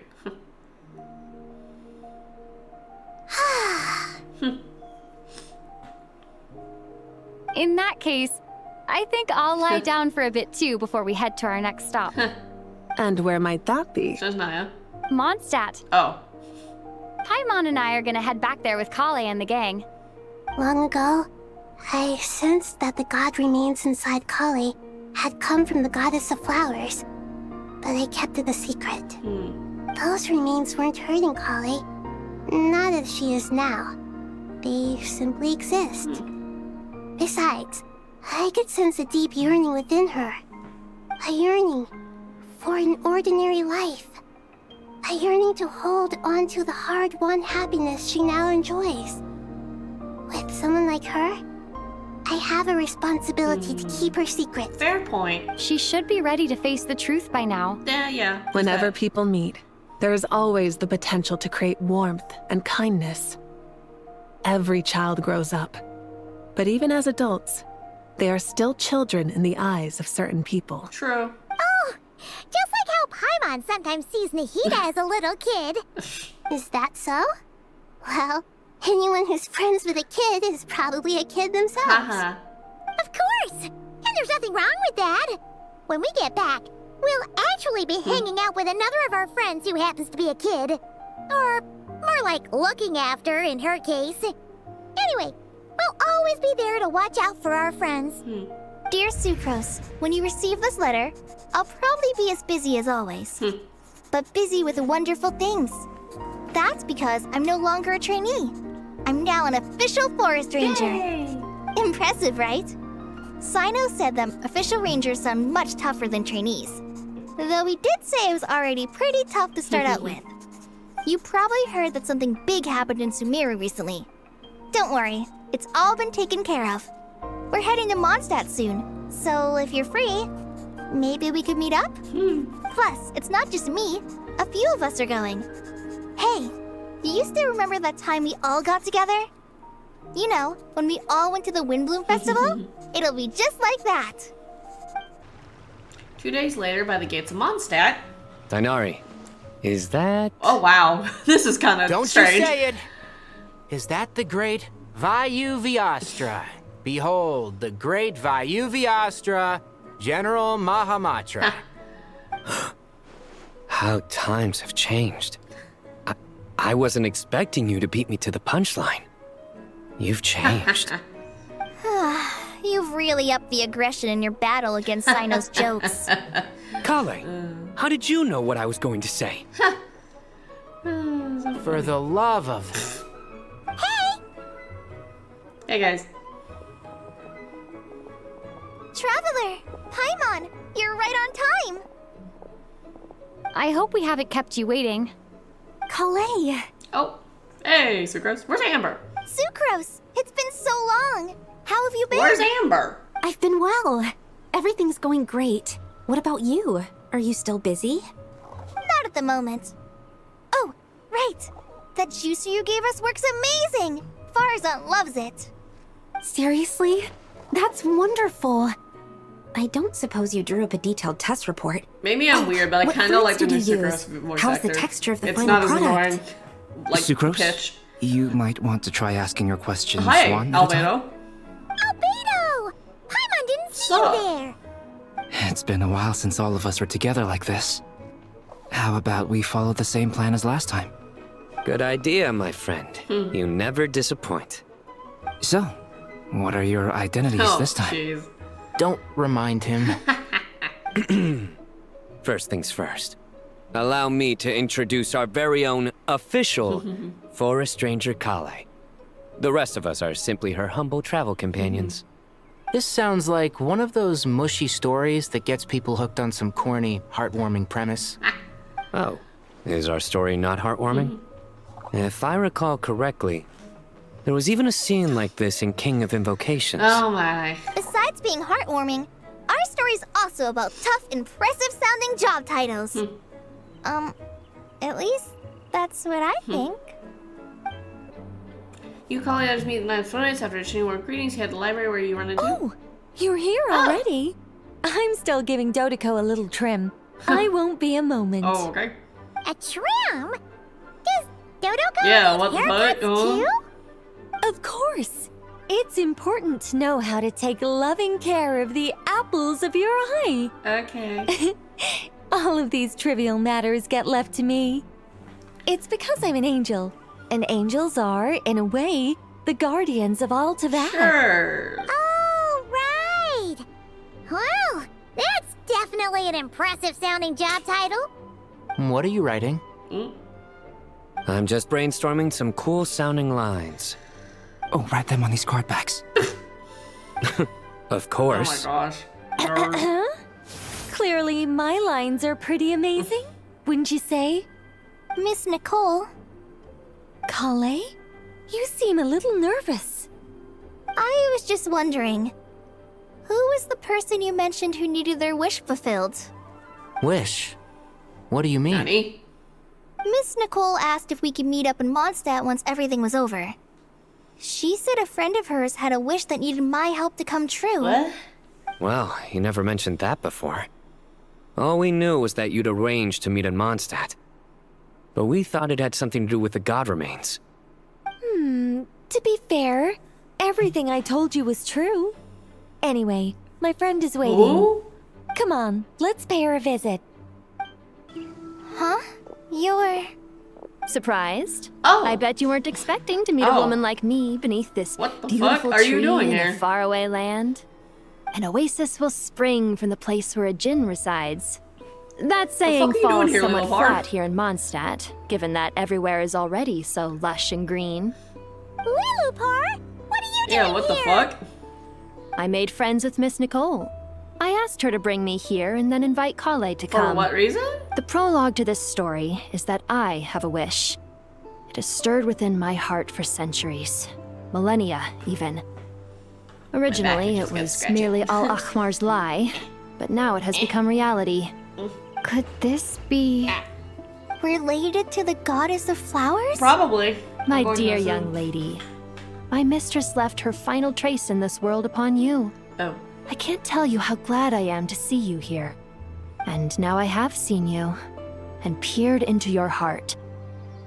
You have experienced hardships and suffered setbacks. The torment an ordinary person might expect to face has befallen you threefold. This is the source of your resilience. But, beneath all this, I've witnessed the seeds of desire. You yearn to return to the simple life you once knew, do you not? You do. I do. I want to throw away everything that isn't mine. Oh. But how do you decide what is yours? The scars that others carve into your flesh? The kindness and love they inscribe? Are these things not yours as well? They are. This is something I've talked about with Miss Nicole. Miss Nicole said I should learn how to adjust my standards. I just want to live as an ordinary human. Anything beyond that isn't mine. Don't you want anything from the remains of the goddess of I guess flowers? she doesn't. She don't know. She gave me a revelation once. I think that's already more Dang, than enough. okay. Shit. In the past, you would not have possessed such a rich heart. Your brief life has taught you to hold on to everything good, to home in on kindness. How fascinating. You're nothing like Nabu Malikata, and you're certainly not her. Oh, no shit. Of course not. I'm not some great and powerful being, Miss Lilopar. Yet I am a djinn. We exist because of the Lord of Flowers. We revere and love her. My wish is to see her one last time. I don't think that's going to give happen. everything for her. Kale, can you do this wait, for what? me? But her remains won't be easy to remove. Are you sure this is what you want? That's beside the point. First, I need to know. Are you willing to do something for the soul of this lonely, wandering woman? I'm willing. Okay, good. But look, you know nothing about me. Even if you have heard the stories about me, all you would know is that I was rightly punished for the many evil deeds I committed. Yeah, it's fine. So you do know. Your lips are quivering, your eyes trembling, and still you're willing to do something for me. Life has been cruel to you, and yet you've learned to be kind. My dear young lady, to repay your kindness, I too must play my part. Are you sure about this, Lilupar? I think she is. I yearn to see my mistress. For this moment, the world can burn to ashes, the universe be engulfed in flame. I care about nothing else. Okay. And you, Kale, I can give you a gift. You'll become just another ordinary human. But Miss Lilopar, what will happen to you? I don't know. My wish will be fulfilled, and I can die happy. Damn. Why would you wish for that? Yeah, what the hell? A long, unending life might seem desirable for one who has never possessed it, yet it brings torment to one who has. My remains are scattered across the yellow sands, but my soul can find no peace. Since you've promised to grant my wish, give me that release. Allow the dying to die, and let the dead rest in peace. You have my thanks. Kale, There's no pressure on you. What she said, it's all true. A wish is a genuine desire, after all. It's as if you want to use the last of your life to give me a better future. Nothing so selfless. We'll be using our futures to fulfill each other's wishes. This is a noble act. A beautiful and secret transaction between two women. I understand. Miss Lilupar, I'm ready. Close your eyes, Kale. Then open your soul. From there, I will embrace my mistress. Oh boy. The downpour of flowers is your touch. Like returning to the very beginning. Like surrendering to your grace, my mistress. People say that devotion is beautiful, yet filled with pain. How foolish of them. For me, devotion is beautiful, pure and painless. Devotion is my love. Insane. Thank you. Oh, and just like that. Wow. Damn. Just like that. Shit.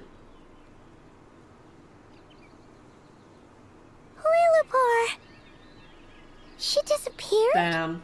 She left, carrying the blessing of flowers. Kale, are you alright? I'm fine. Now that the remains are gone, I don't actually feel any different at all. Wow. Okay. Huh. Those remains weren't hurting Kale. Not as she is now. They simply exist. Besides, I could sense a deep yearning within her.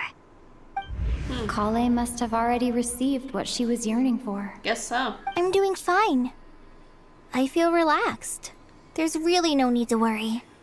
Then my wish has come true, too. To become ordinary? That's just one of my wishes. Actually, I have a few more. For instance, I want to protect the people I meet and help them find happiness. That sort of thing. So between Miss Lilupar and me, you fulfilled 2 wishes already. And protected 2 people. Wonderful, isn't it? I feel so fantastically happy. I guess that settles things here. So what's next? What do you want to do when we get back to town?